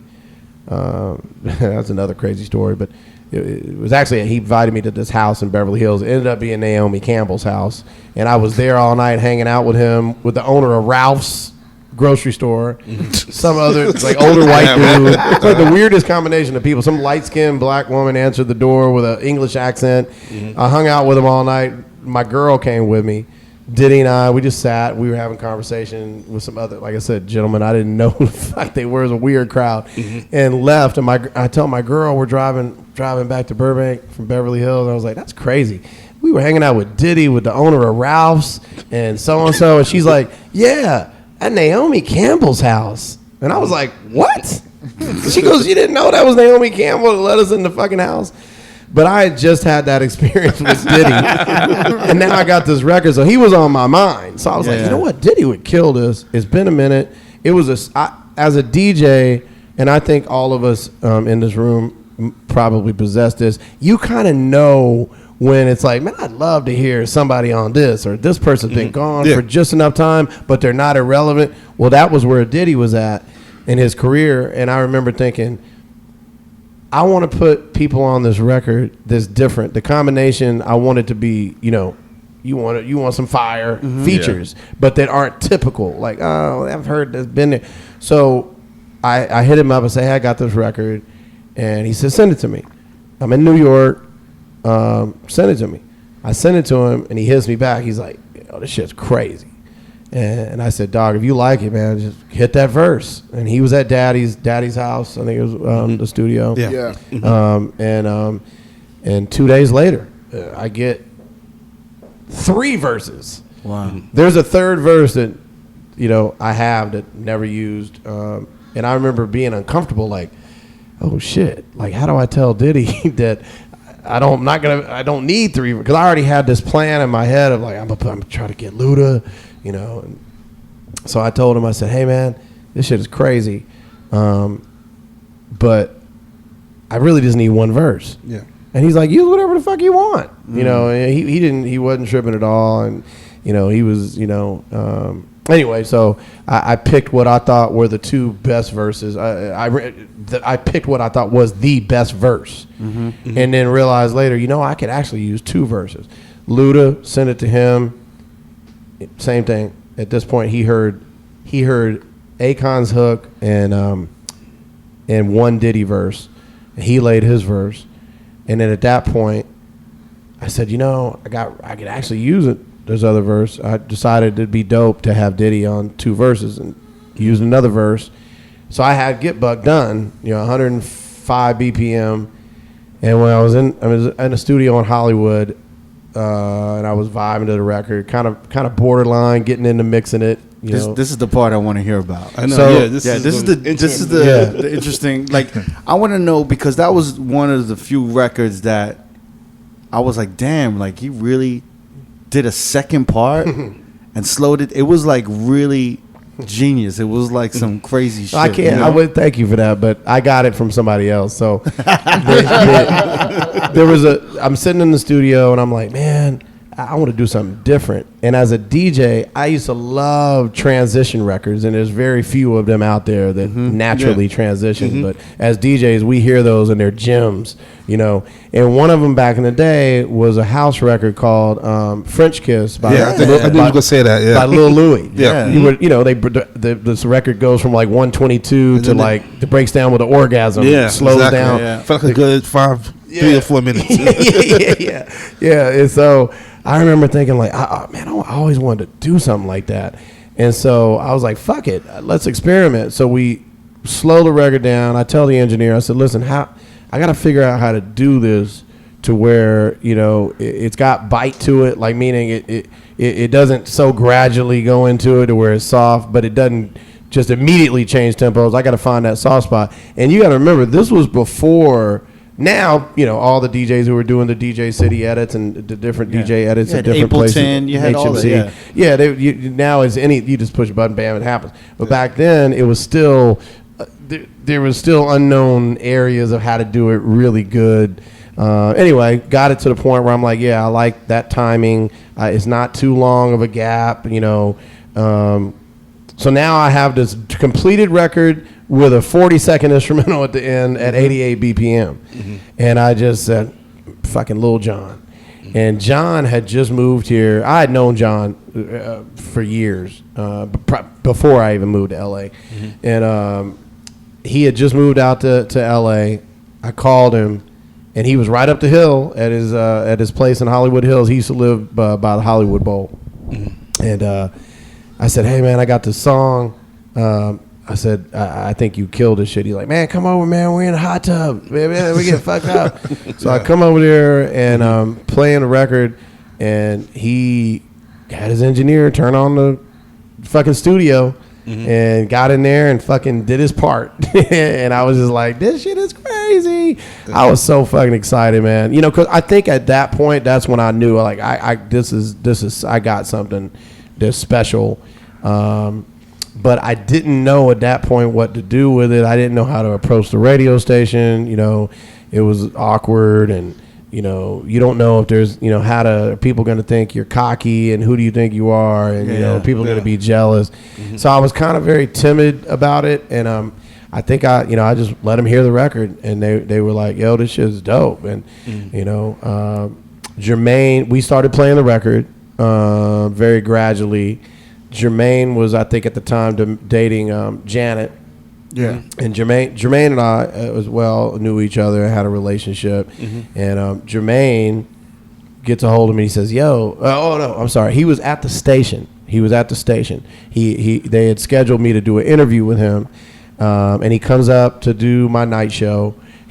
and I'm like, even though we knew each other and we were becoming friends, I was such a fan. And even to this day, here it is years later. I mean, I'm a huge fan of JD for multiple reasons, obviously. But he comes up, we're talking, we're playing records. I think he even DJ'd because, even back then he was getting, he's always been a DJ.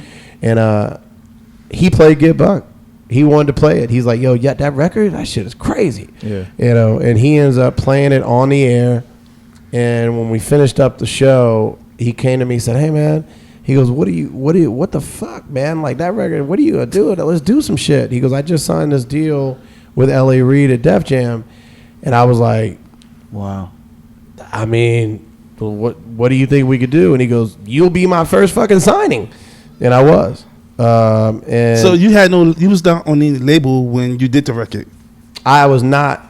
It was that early. Oh, wow. So that song got you a deal. That song got me a deal. Wow. That song got me a deal. JD changed my life. He will forever be somebody that, shit, when I tell you he changed my life, like literally. So, we did the deal. I found myself with a dream record deal as a DJ because I was a huge. Obviously, we all were growing up with Beastie Boys and LL Cool J, and Run DMC. Man, Def Jam was just the if you wanted to be signed with a label at that time, that was the shit. Yeah, hip hop history, especially as a DJ.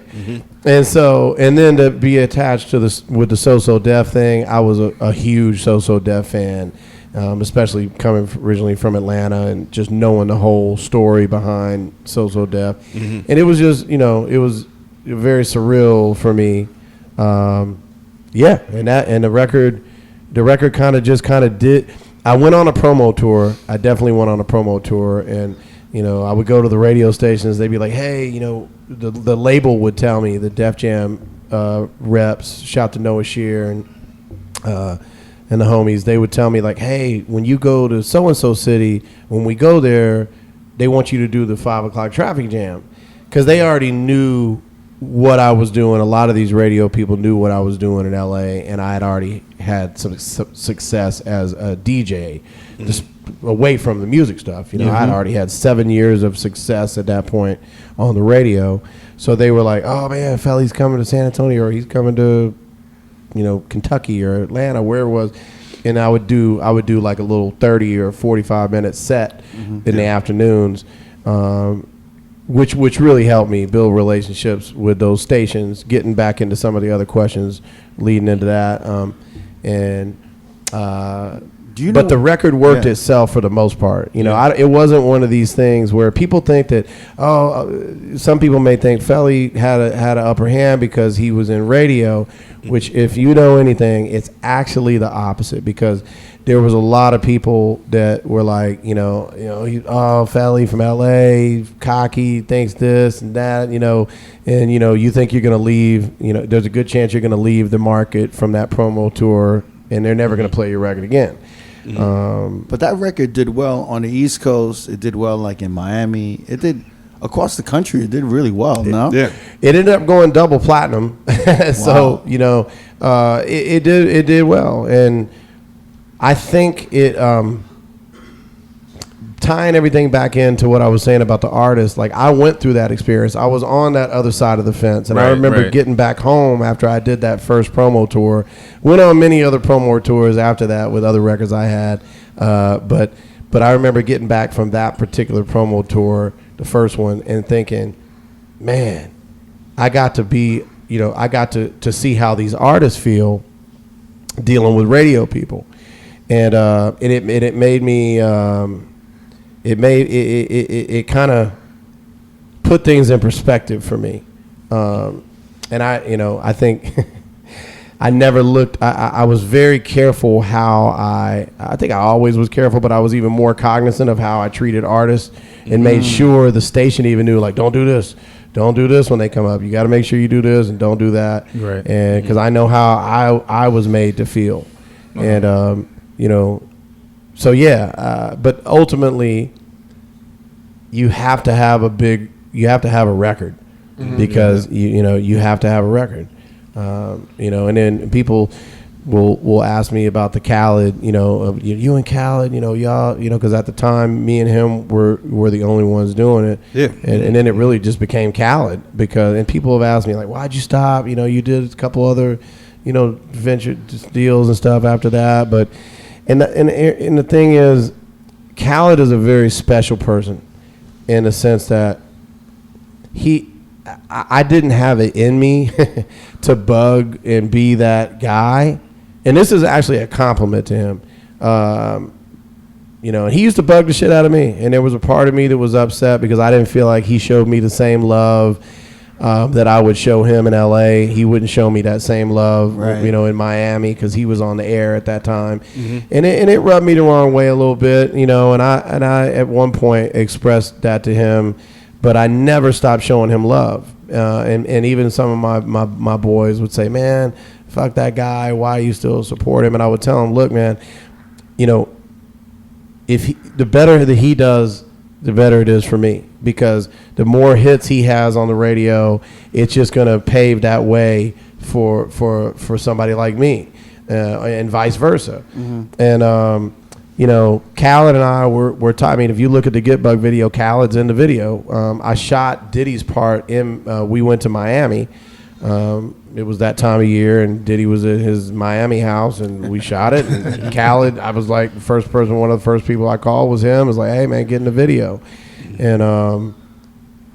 And so we had that relationship, and we still have a great relationship to this day. But to clear a lot of things up with that, I'm very happy for him.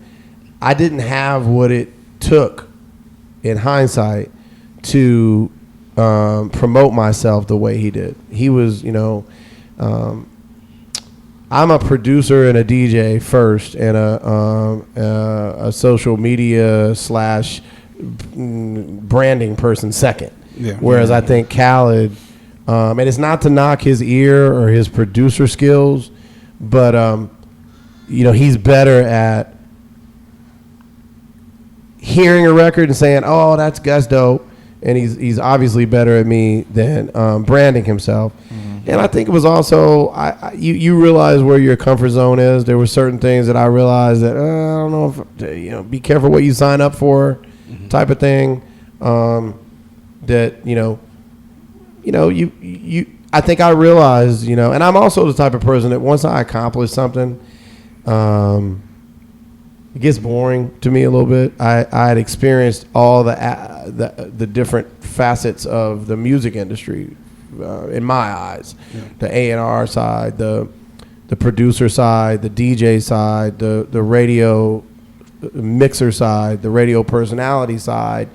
I learned what it was to tour and have to promote yourself. I learned, the traveling, what entailed traveling on an international scale while doing a radio show. That was, and it just, I think I got my fill, but it's funny because I didn't, and hence the fact John and I were talking today, Lil John, and we were talking about how, getting features on records because he's working on some new projects. He's like, man, and I told him, I said, listen, that was another thing. It became, I had to just bug people. Yo, did you cut the verse? Did you cut the verse? Did you cut the verse? And I'm the type of person that's like, man, look, if you don't want to fucking do this shit, I'm not gonna beg you to do it. Right. And that's another where a lot of people would say, yeah, Khaled, man, fuck that dude. But what I say is, nah, that's who he was, and he was able to do those things. I didn't have it in me. And John was, I was telling him, I said, listen, don't feel bad because he's working on new stuff, and that's a struggle for him. Yeah. Mm-hmm. And I said, man, don't feel bad. Mustard, it took him almost a year to complete Pure Water. And John was blown away by that. But I was like, yeah, I mean, if nobody's going to get in the studio and cut a verse for Mustard, if it's tough for him, yeah. So, but that all being said, that's why you've seen me, like, I had that run, and then I'd only come out with a record every year for 7 years. No, but I think that's really consistent because we were doing research, and from 2007 to literally, like, make me feel good because I don't feel like I was consistent at all. No. I'm saying, like, on a consistent level, like from 2007 to 2016, you came out with a record every year. Yeah. You know what I'm saying? And, like, obviously you had a great follow-up from Get Buck in Here, Finer Things, right? That was Kanye, Jermaine Dupri, Fabulous, and Neo.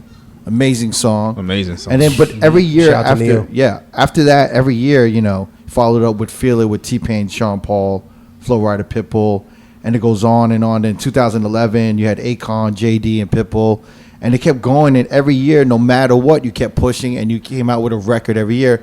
But seeing that, on paper and listed, like, somewhat strategically, like, at least I'm gonna put out a record every year, and I'm gonna push it out. Definitely wasn't strategically, but it seems strategic. It was. Thank you. Yeah. But I mean, maybe subconsciously there was some strategy to it. I think it was more. But there's a diligence there to me that I'm gonna put out a record at least every. Here's what it was. Excuse me. It was quality over quantity for me, mixed with I don't have it in me to bug everybody on a consistent basis to do an album every 2 years. That's why I look at Khaled. I'm like, damn, this dude came out with an album, every other year at least. and look at all the features on each album. It's crazy. But I will tell you this: I have a lot of features that I never used. Rick Ross, Future, Juicy J. I mean, I have a lot of stuff in the vault that it's probably a little too old now for me to use it. I mean, I don't think so. Yeah, man, I would use it. I don't think so, man. But here's why I say that. For even if it was something that I felt comfortable, like, yo, this shit still sounds hot. Excuse me, I don't know if Future would agree, or if Rick Ross may be like, I don't want to use that shit. And then I got to go through, I got to get you on something new all over again. Which, don't get me wrong, I'm hearing myself talk. I was going to say if I wanted to. I am doing that, and I'm in the process of working on new stuff. I will never come out with an album. I thought at one point that I was, and I think that's why it was kind of disappointing for me to only come out with like a song a year, because I had this, again, looking at Kid Capri and Clue and, the whole movement with, that he had with Rockefeller and coming out with a whole DJ Clue album. Like, that's what I wanted to do. But I had to realize, like, that just, I'm not that person. It wasn't for me. It was a different time too, though. I mean, a little different time. Yeah, you know what I mean? Like, I think, when you were dropping records, it was a shift where the music industry wasn't really, they weren't in a good position anyway. The fact that you did you went double platinum with Get Buck in Here during 2007 is kind of crazy. Like, it wasn't the best time. Like, the music industry was not fucking healthy. It wasn't doing well, It was declining a little bit. And I think now, with, like you said, where the music industry is back, they finally found a way to make money. I think you have these features. Well, it fits it actually fits my, the whole, like, coming out with a record here and there, as opposed to thinking that you can come out with an album, because even the Kanyes and the Jesuses of the world have a problem when it comes to coming out with a full album. And you have so many dope new artists in LA right now. I do. Yeah, we do. And I say I do because I'm thinking of some of the ones that I'm gonna be reaching out to. But and I still try to wrap my brain around the fact that there's just so many artists. Back in the day, I had. I thought, having 50 artists to choose from, like, what feature do I want to use, and if they even want to do it, now there's way more artists, and it's interesting because as I'm reaching out to people right now to say, hey, would you be interested in doing a song? Whether it's somebody like a Young Pinch, or maybe it's somebody that I've done something with before, like Rick Ross. Now, we never came out with a song, but we worked on a couple things. Yeah. I remember he actually did a freestyle over Get Buck in Here, which was a trip, and I used to play that. And I don't know how. I think he did that on his own. Like, he did some freestyle over the instrumental, and then later on, I sent him some stuff, and he jumped on it, but I never made it into a song. But anyway, existing artists that I've worked with in the past, mixed with newer acts is where I'm kind of going with it. And I don't mean artists, I don't know that I would go back, past, there's I'm working with on this project to do stuff with artists that I worked with back then, but the younger generation still knows now, like a Kanye, or a T-Pain. Like, I'll still put T-Pain on a hook and have a hit record. Yeah. Yes. He just doesn't know it. Because he's his own worst enemy, to be honest with you. And he's the guy that thought that Up Down was the worst song on his album. Really? And I told him, I said, are you fucking kidding me? It's not only it might be the only hit you have on this album, which ended up kind of being what happened. But he hated that fucking song. Is he overly critical of himself? What? Yeah. He's the epitome of, if you look up critical in the dictionary, T-Pain might be in his dreads crying next to I actually like his song that came out not long ago called the Big Timers remake. Yeah, the Roll On. Yeah, Get Your Roll On. That was good. It was cool. Mm-hmm. It was cool, but I think the last big song he had might have been the Up Down. Yeah, Up Down. But he's so talented, man. I think what Payne does a lot of times, he might overthink stuff. But he was killing everyone's remix. He was like, he did LMA. Yeah, he did an LMA remix, and then he was on the Kodak Black Roll in Peace remix. He destroyed that. Mm-hmm.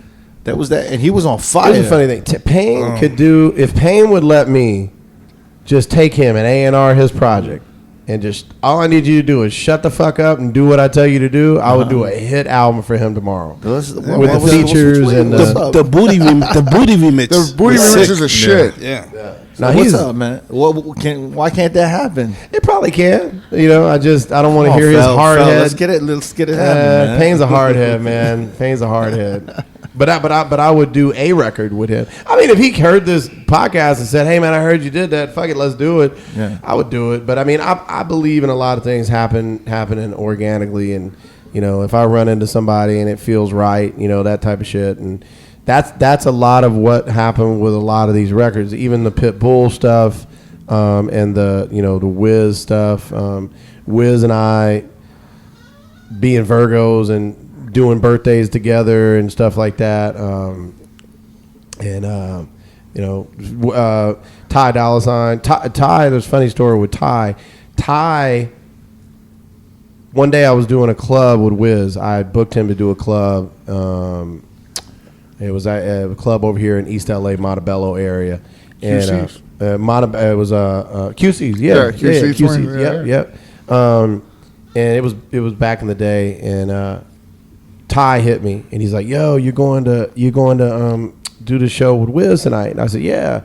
And he goes, "Can I roll with you?" And I was like, "Yeah." You know, and this is before Ty was Ty. And I said, "Yeah, man, come on." So he rolls with me and my boy Juan and some of our other guys, and I introduced him to Wiz, and ultimately that became Ty's signing. That's how him and Wiz met. And, I got a lot of stories like that, man, and it blows me away, like, thinking about it. There's times where my guys have to come up to me and say, "Hey, man, do you realize that this motherfucker, the reason that happened?" And I'm terrible on social media because I live in the moment and I don't try to record the moment. Yeah. Because you can mess up the moment, I think, by being so worried about, recording it. And it's a terrible thing for me. It really is terrible because it doesn't help me. Mm-hmm. Matter of fact, it's the opposite. It hurts. So funny when you're speaking about all of these like stories and all your experience. It reminds me of like Cypher Sounds. Cypher and me are parallel. That me and him are even what distant brothers. Even what you were saying with Khaled, you know what I mean? Just like Cypher would say, "Yo, he has amnesia," right? That was his term. Yeah, exactly. That motherfucker has amnesia. I called it the amnesia syndrome. Like, he just forgets. He forgets a motherfucker. He forgot. I remember the go off, and I remember seeing it going, yes. But I also remember thinking, though, look, here's the deal. He was right about everything he was saying because I felt the exact same way about Khaled at that moment. You're talking about when Cypher kind of sat down with Ebro and and they confronted like literally Khaled on like, "Yo, man, you be." Yeah, forgetting motherfuckers, and I think Rick Ross was there, wasn't he? Yeah, he was, and Jail Ones too. Right. And then Khaled was lies. Yeah, you're a liar. You're a liar. Cypher Sounds, you're a liar. So I heard that, obviously, and I was just like watching it, going, somebody's saying exactly. Cypher's saying exactly what I feel, and I know, but I had to catch myself and say, look, And by the way, that came nothing from any kind of hate or jealousy at all from Cypher because, I felt the same way, and there's not a hateful, jealous bone in my body, especially when it came to Khaled. It was just literally being beat up by somebody and not getting anything back. And that's what it was. And there was the bigger he became. It's a weird effect that it has on people. The bigger he became, the less people wanted to speak up and say something to him. Right. And so and for me, it wasn't so much that I want to speak up and say something. It was more of like, look, you're not this ain't the way. So you could be handling this a different way with certain people. But I'm gonna give you this pass because you're one of us. You're a DJ. Well, isn't that the thing? And I want you to keep going because I want you to get, I want you to get as big as you can be. I don't mind being second. You know what I'm saying? But isn't that the thing that DJs, no matter what, no matter like, it's like if you meet a DJ homie, it's kind of like there's a mutual respect, and it's like, yo, hang out in the booth. You want to drink, even if you're not that tight. Yeah. There's kind of a mutual, like, yo, we're in the same industry, and you have that kind of respect where you kind of show out and you show that respect, and there's like kind of a bonding just because we're like, yo, we're DJing. Doing the same thing. Yeah, we're doing the same thing, and I think it's just kind of but I want you to think about this. Yes and no. Have you ever known that you go and hang out with one of your boys, he's DJing, maybe it's in Vegas. Yeah. And you know that he didn't want you to get too close to his booth? We've all had that experience. Yeah. We've all had that experience. In what way? Like, well, because so I've known DJs, right? Right. To if they have a residency, and normally what the club will do is say, look, they're okay, and they trust you as their resident DJ to where if you're gonna get the person that's gonna fill in for you when you have to go to that wedding in Long Island, right?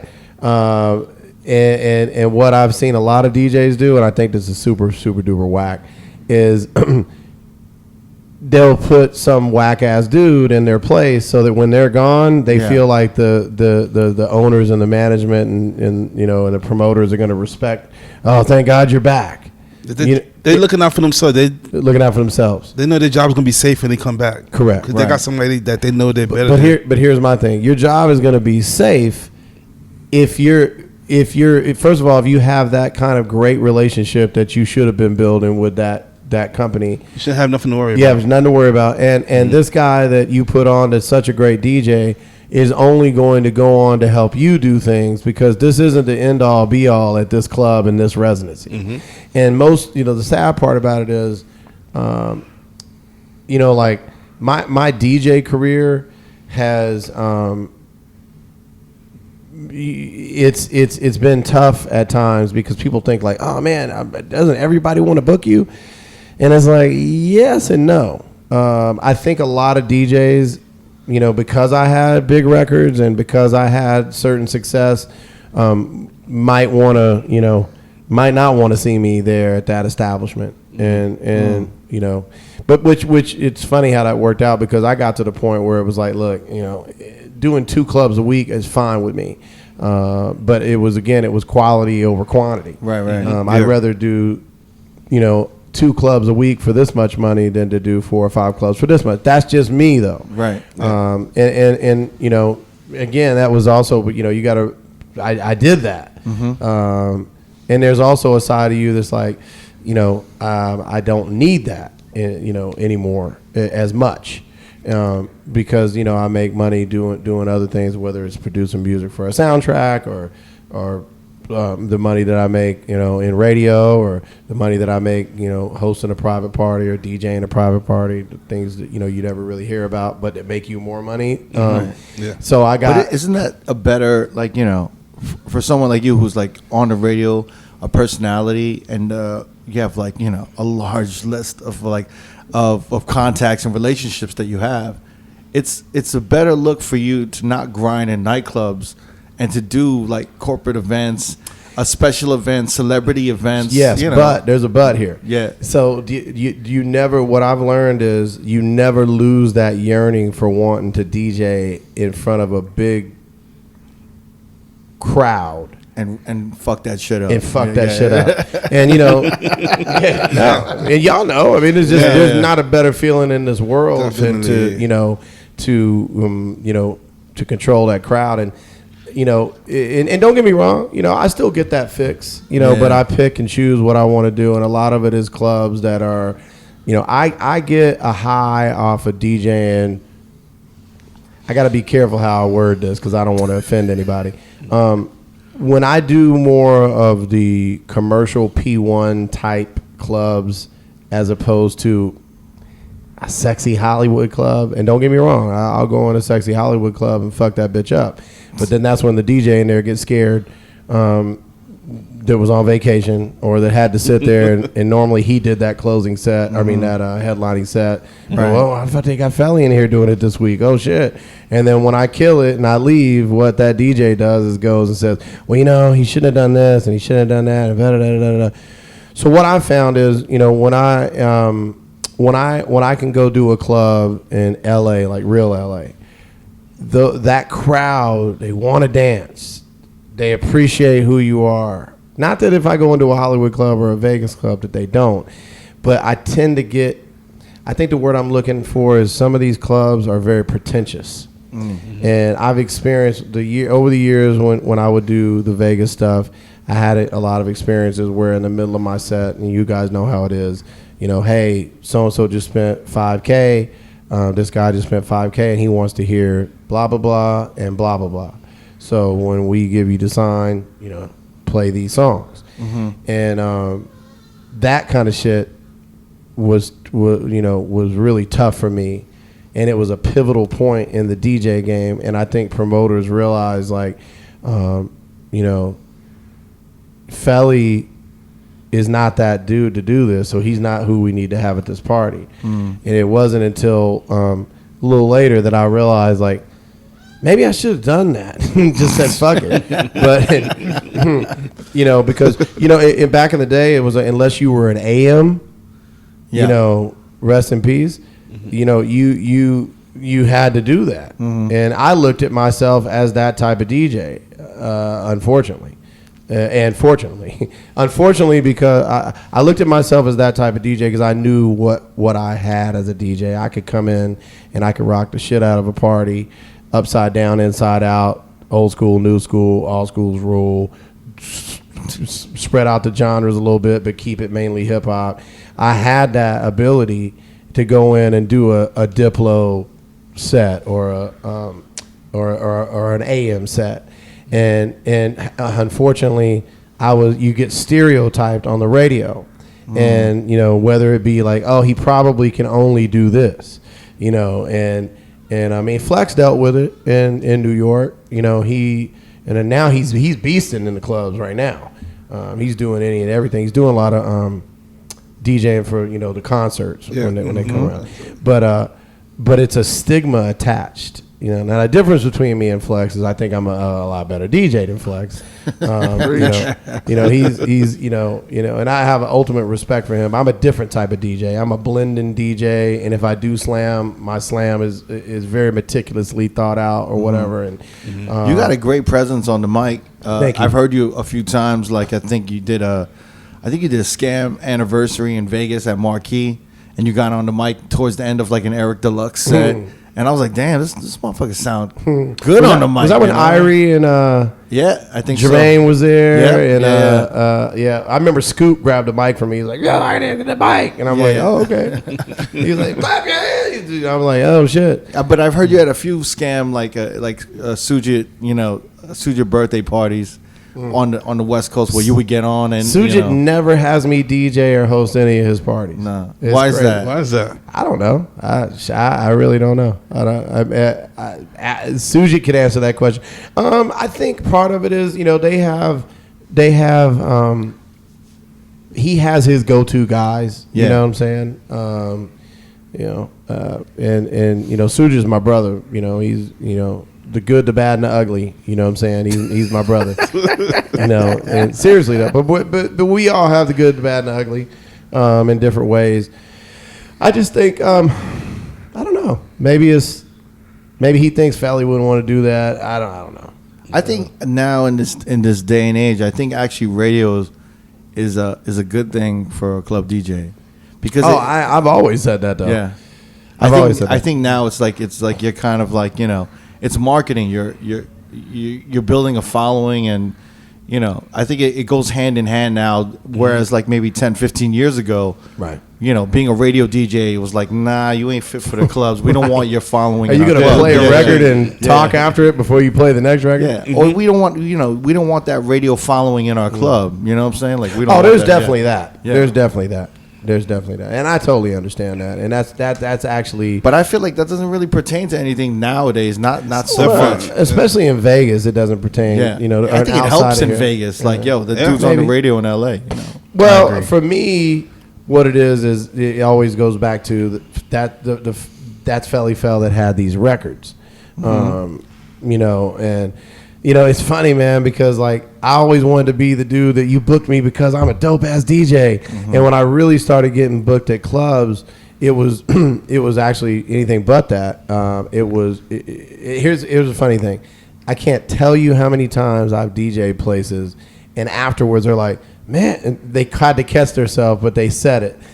Man, you're actually really dope. And I'm like, what the fuck does that mean? And I remember, and I would hear that, and I'm like, what the fuck did you book me for? But then I had to realize, well, you booked me because I had the same reason you would book an artist that has these records. You know, you have records. Yeah. And that would rub me the wrong way. I wouldn't show that, but inside I'd be like, ain't this some fucking bullshit? Like, I think I'm a better DJ than I am a producer. Yep. But that's just how it is, man. I accepted that, you know. It's funny how you could have like a hit song like that and have it almost be like not a dark shadow, but almost have it like, you know, almost hurt a certain aspect of your other career, you know, like, or have it like maybe pigeonhole you into like one category. You know what I'm saying? Yeah, I do. It's very weird though. Something like that can happen. You know. You know, it's here's what I say, man. Like, you know, I've been very blessed to, you know, have you know, had the music career that I've had the DJ career that I've had. I mean, I've DJed in all over the world and all kind of different, you know, type of clubs from Europe to, you know, to all over Asia. You know, I've been all over the United States. There's not been too many cities that I haven't been to. And then with my radio career, you know, I've had great numbers in radio up to now. You know, I got the #1 afternoon show in the city. And so I can't, you know, you're talking to somebody who can't really, how's it going to sound if I can, you know, I complain. But you still, for me, what it is, you know, it's just, I'm very, what's the word I'm looking for? Competitive is not the word. You know, just always wanting to strive for, you know, I have hunger and just have a love for music and, you know, wanting to accomplish, you know, ambitious, things. like, you know, ambitious. Yeah. I'm a pretty ambitious person, and there's a gift and a curse there too. You know, there's, what do they say? Ignorance is bliss, but there's also, you know, being less ambitious can be, you know, can create some peace because if nothing's ever enough, you know, and sometimes, you know, I've had to kind of sit back and say, man, is there ever going to come a time where, like, I'm content with the things that I've accomplished? And I think you're being real tough on yourself, right? I think the answer to that is I've had to learn to be content, but not be so content to where it's you know it becomes like, okay, I'm done. You know, somebody told me the other night it was actually a DJ at work, and we were hanging out, and we might have been a little intoxicated. And he was telling me, he made a comment, and it really he didn't even realize it. It made me think, because he said, man, you act like, you know, the shit's in the past for you. Because I had said something, and he was like, and I said, of course, you know, I played it off, and I was like, nah. But I do have, sometimes I think I have this thing where it's like, I think because of all the things I've accomplished, for me to think that I could do that again or more of it is almost kind of unrealistic, kind of like it was in the beginning, where it was like, for me to have accomplished those things, it was surreal to me. So for me to, you know, do those things again, part of it is probably self-esteem, you know. It's the Nicki Minaj syndrome, where she's accomplished so much. And I think she had that debut album, right? And she hit #2. It was against Travis Scott. I remember that. And Travis Scott hit number 1, and then she came and she hit number 2. What album was it called? Then the debut album. It was her third album. His third album. No, I'm saying it was her third album. This was last year. Yeah, I'm saying it was. The album debut you're talking about. Yeah, the album debut. They came out at the same time. They came out at the same time. On the same day, actually. On the same day, and she moved like 180 units or something crazy, which is not bad. Which is amazing. Yeah, but she was paired against one of the biggest hip hop stars at this time. Yep. And it was almost like she always has to top what she did last time, and she can't accept the fact that doing 180,000 units, being number 2. It's not even the fact of being number 2. It's like you sold 180 units, and of course you're number 2 to Travis Scott. But the fact that you moved all of these units and you have this much of a following and people value you after all this time being in the industry, and it still didn't make her happy, and she was so tough on herself, and it made her seem petty because she couldn't appreciate it at the time. And that's what I don't want. I've never wanted to be that person, and that's why I had to check myself and say, man, I mean, I've never showed that out in the open, kind of like she did, because I remember when that happened, I was just like, really, like, damn. But I have been that way in my own head. Yeah. Where it's kind of like, man, you almost don't want to try because you don't have to worry about failing. Right. And like putting yourself out there is a lot of work. You're like you're selling yourself to a bunch of people, and it's yes, you know what I mean. You're reselling yourself, rebranding and marketing. To sell yourself is one thing. There could be reservations or fears there, but to resell and do it all over again, it's a tough one, man. Because you almost kind of there's a side that wants to say, and I'm not comparing myself to the status of somebody like Michael Jordan, but to use that when Michael Jordan, I think he had 3 rings. He retired. Remember, his dad got killed. He retired, and then he came back 2 years later, changed his number to 45. Yeah. That season, I think, flopped. Changed his number back to 23, and then won 2 or 3 more rings. To come back was probably harder for him than initially starting coming out of North Carolina. Right. And again, I don't compare myself to the status of that, but it's a similar type thing in the sense that pressure, because it's almost like, man, do I really want to go back in the league? What if I've already got 3 rings? What if I'm not able to get? I don't want to do this unless I can get another ring. And I think that's kind of been what it is for me. But I'm not serving myself well, at all. So what I ended up doing was. And you asked me about the Americanos before we started. I think we were walking up from the street. It was a group that you were pretty much working with around 2015, for right? the last 3 years or so, and we signed a couple of deals, but the one was through Interscope with a song called Blackout with Lil Jon, Tiger, and Juicy J. And then we signed to Atlantic. We did a song with French Montana, Ty Dolla $ign, Lil Yachty. Also, those songs been featured in motion pictures, right? Yes, that was where the most success came for us with the Americanos group, with the soundtrack stuff. Yeah. And so, I got to experience a little bit of that world and saw the money that was there. Have done, well. We landed. There was a couple of different movies that we landed stuff on. We Are Your Friends? We're Your Friends. It flopped miserably. Baywatch, which kind of with The Rock. Wait. We Are Your Friends was the DJ movie? Yeah. Zac Efron? Ironically, Zac Efron, we landed music in the movie, Zac Efron, and it flopped miserably. So we were all excited. Yo, shit, DJ movie. Excuse me, Zac Efron, but... Emrata was in it, right? That model who was in it. Yeah. But so I think, and don't get me wrong, like I love my guys, Alex and Louie, the other side of the Americanos, but I think in a way it was I'm still doing stuff, but and a lot of it was I did want to experience with doing some stuff that wasn't.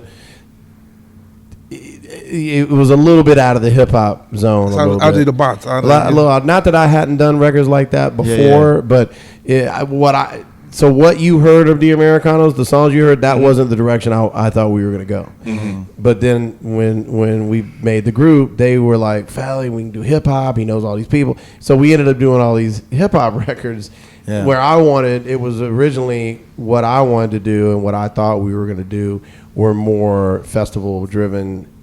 I don't want to say EDM-ish, but I want to do experimental sounding records. Mm-hmm. And it just always kept going back to hip-hop features and but don't get me wrong, it was I like I said, we'll do more records too, but I need, what I'm doing is getting back on my Felli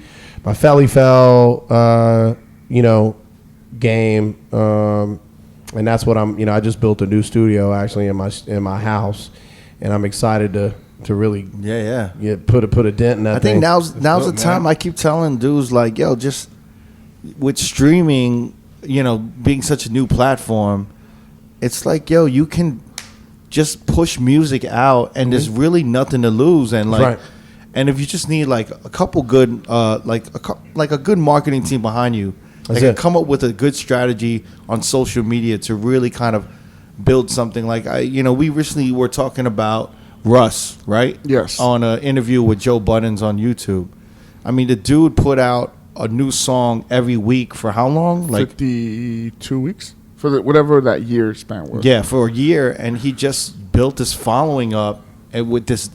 And that's what when I was looking at your resume, your discography, there's a diligence and there's a consistency to that. There's a yearly diligence. No, but I respect that because there's it's like a holiday. He had a fucking weekly. He put out more records in a year than I've put out. Period. Yeah. But no. I respect that because there's a lot of DJs that aren't even doing nothing. For me, it's quality. Not that Russ has not put out quality records, because he has. Russ is my dude. I'm a fan. But for me, I'm a perfectionist to a fault. I'm a perfectionist to a fault, and that's part of the reason that there was never an album that came, because I think the ADD kicks in, and I just can't finish the shit. It's a terrible problem to have, and it's a great problem to have, because I also attribute that to probably the creativity. But that, and I will say, I've been very honest about my relationship and how I feel about Khaled, so I'll continue to be honest, I guess. And it's not to take anything away from him but I think the reason he's able to focus on the branding thing so hard, whereas I can't, is because I guess I'm left-brained more, I think is the creative side, or maybe I have it wrong. Mm-hmm. I'm the guy that, I'd rather just be in the studio. You guys go out and take what I do and brand it and do it. I don't want to be I'm not good at that. Where he was, and again, it's not to take anything away from his ear in the studio and his abilities, because I do believe that there's a side of Khaled that's actually there's some genius there, right? When it comes to the talent side, even. Yeah, but I'm executive producing, Whereas I'm more of a hands-on. Like I like producing the beat. I like doing it from the first cymbal to the last, snare and the keys, whatever, finding the sample, and being a part of that to the very end of who's the features. Even going to the features and saying, do it like this. Can you change this like this? Mm-hmm. The song that we did as the Americanos with Ty Dolla $ign and French Montana, I wrote that hook. I sang that hook, and I came to Ty and literally played the beat through some speakers and just sang out loud. I was like, here's the hook. And he's like, yo. And he loved it and sang it. And, it was 80% the same hook that I did. So I give and take, I do it. But that's what I like. Mm-hmm. And, hence the fact you've even heard me on some of my records, even to Get Buck in here, even if it was, Shake That Thing, or on Boomerang, or I think there was some other records. But anyway, I'm a creative in the sense of hands-on. And it's great, but I don't have that other side. He's very much a salesman, though. You know what I mean? Like he is a salesman. He is, and that takes a lot of energy and a lot of time that I chose and realized that I didn't want to apply. And it's hard to do that. And I've talked to these dudes a lot because I'm really, like, to me, I'm really keen on marketing. I'm really keen on creating. But I'm horrible at self-promotion. And I'm horrible at selling myself. But I could sell the shit out of a product, somebody else. Or something that I've created. I could definitely put a marketing plan behind it. But I just don't want to put a marketing plan behind myself.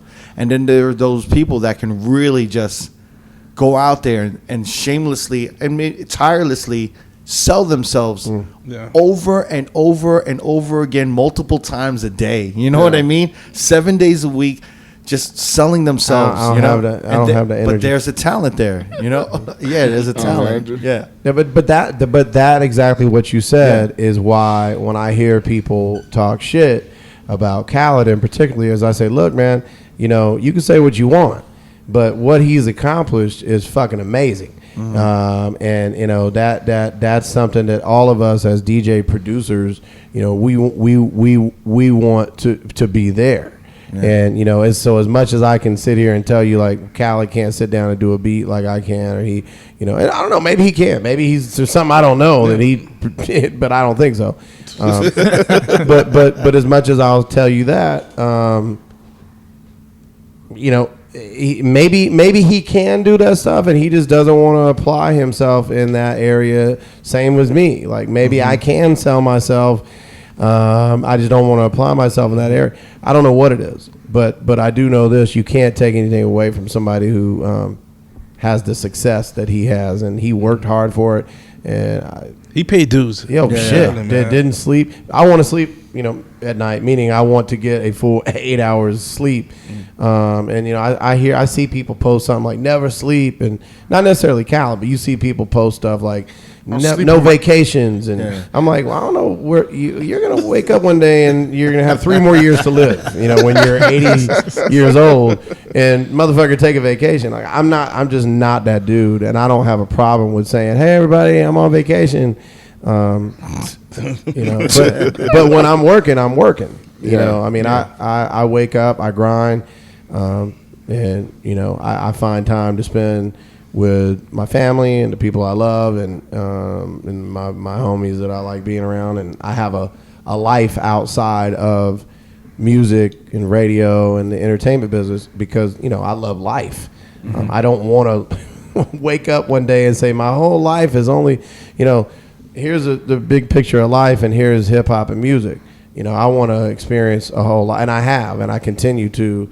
You know, and so that's probably another reason, you know, because I want to do other things, and it's hurt me. If you want to put it that way, I guess it's taken me away from some of the things that I maybe could have accomplished further, whether it's DJing or putting out more records. But but I'm okay with it. You know, like I said, I would sound really bad if I complained about. I don't have, man. If I died tomorrow, knock on wood.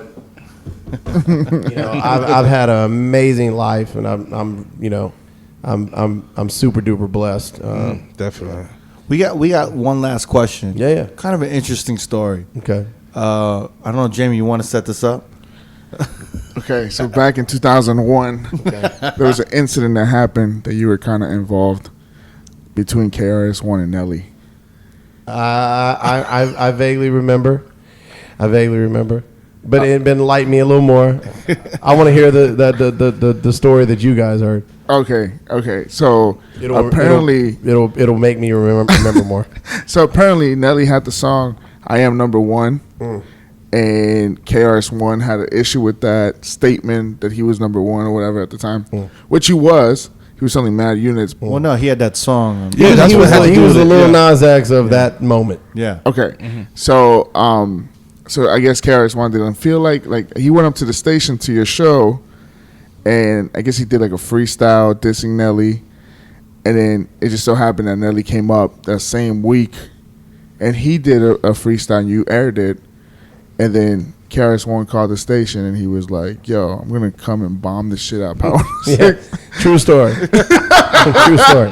Now I remember. I mean, I listen, man. I'm telling you, there's so many stories that when you brought that up right now, I'm like, I remember there was something that happened, but I couldn't. But yeah, now I remember. Yeah, he was gonna be.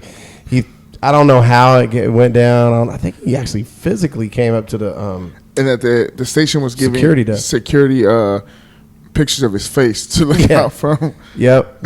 See, if that would never happen in today, because it was pre-social media. It was pre 9/11, right? Yeah, it was before 9/11. Yeah. It would never happen post 9/11, definitely. Was it?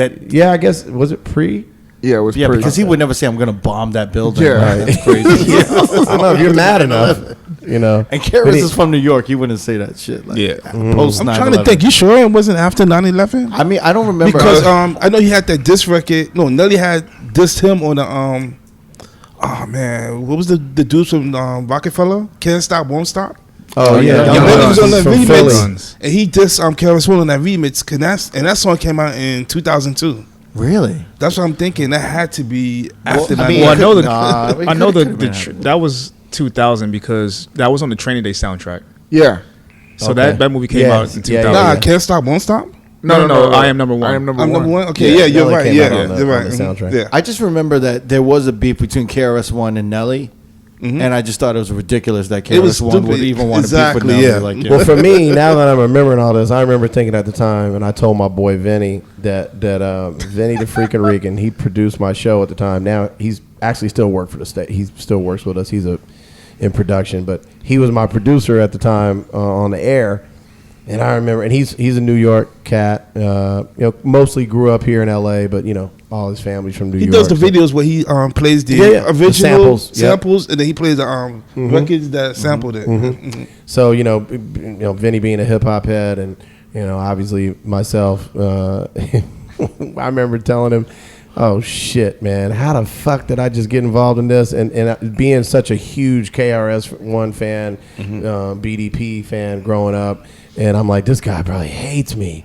And it was in retrospect that I realized, no, he knows, he's not focused on me and being so upset. Although he was upset with me, he was just more so upset with Nelly and with the state of hip hop at the time. Yeah.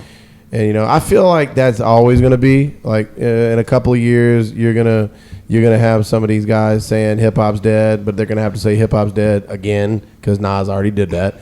And it's just KRS-One did it, Nas did it, Jay-Z somewhat did it, but I think that's just how it is, man. People grow, and then some people grow as well, but grow accustomed to the things that they were familiar with, and they don't grow into embracing new things. Yeah. Was KRS like calling you up like, how the fuck are you gonna let him come on the air and diss me on a freestyle? Or he was more so upset about like, how the fuck did he have the nerve to diss me on the freestyle?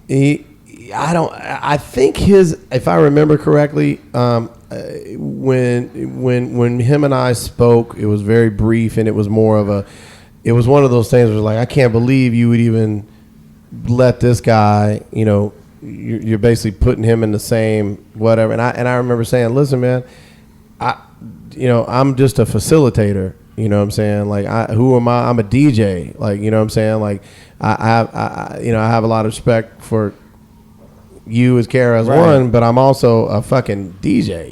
It's like, it's not like, I'm just keeping it real. Like, it's not like I was digging in the crates type of DJ, in the sense of the real term we all grew up with back in the old school. Like, I wasn't a backpacker DJ. I was a DJ that I was basically, I think, tried to explain to him like, look, man, I'm a Nelly fan. I break his records. He's a commercial. I play commercial music at clubs. Mm-hmm. I played a lot of your commercial records when I was growing up, at house parties and at clubs as well. And that was pretty much the end of it. I think, and he's a smart guy. But I think it's just the way of the game, man. Really weird. I thought it was weird, the whole beef. I was like, wow. Yeah, Nelly. Who would have ever thought? Nelly and KRS-One. Yeah, doesn't even make any sense. But yeah, anyway, but KRS-One is notorious for doing dumb shit like that. Like, he got into it with PM Dawn. back in New York, back in the days. Remember I that vaguely shit? remember that. Yeah, they had Paper Doll and Yeah, it was like. Wait, what was the beef with PM Dawn? PM Dawn said they kind of dissed KRS-One in one of their songs. How did they diss him? They just said something negative. It wasn't even a diss. It was just like fuck the boogie down. he took it the wrong way. So they was performing at this club Sound Factory in New York. Yeah. It was on stage performing. Out of nowhere, the whole BDP crew came on stage and pushed him off. And then it's so funny because he performed. He had his DJ get on and put on the instrumental to "I'm Number One," and he performed that song. Wow. And PM Dawn got kicked. They left the club because they got scared they was going to get jumped. Shit. But that sounds amazing. Yeah. I'm not mad at that. That sounds amazing. That's crazy. I don't know if he could have done that to Nelly, but yeah. But yeah, shout out to Vinny because he told me that story. Oh, where? yeah. I had to call him. I was like, yeah, I need some research. I'm gonna tell you something. Vinny probably knows, remembers more stories than me. Yeah. Because he was there. He said when you started, he started. Yeah, we started at the exact same time. Couldn't have been within a month of one another, and we just kind of hit it off. And Vinny had the skills, he had the knowledge, he had everything I wanted in a producer. He knew the hip hop side of things, and he knew the technical side of running the boards. Yeah, and then we just and then everybody thought we were brothers because we looked a lot alike, and it was one of them things where we just kind of hit it off. And I think he ran my show for about, it had to be at least 7 years. And then during a lot of that time, he was also helping me in my studio during the day.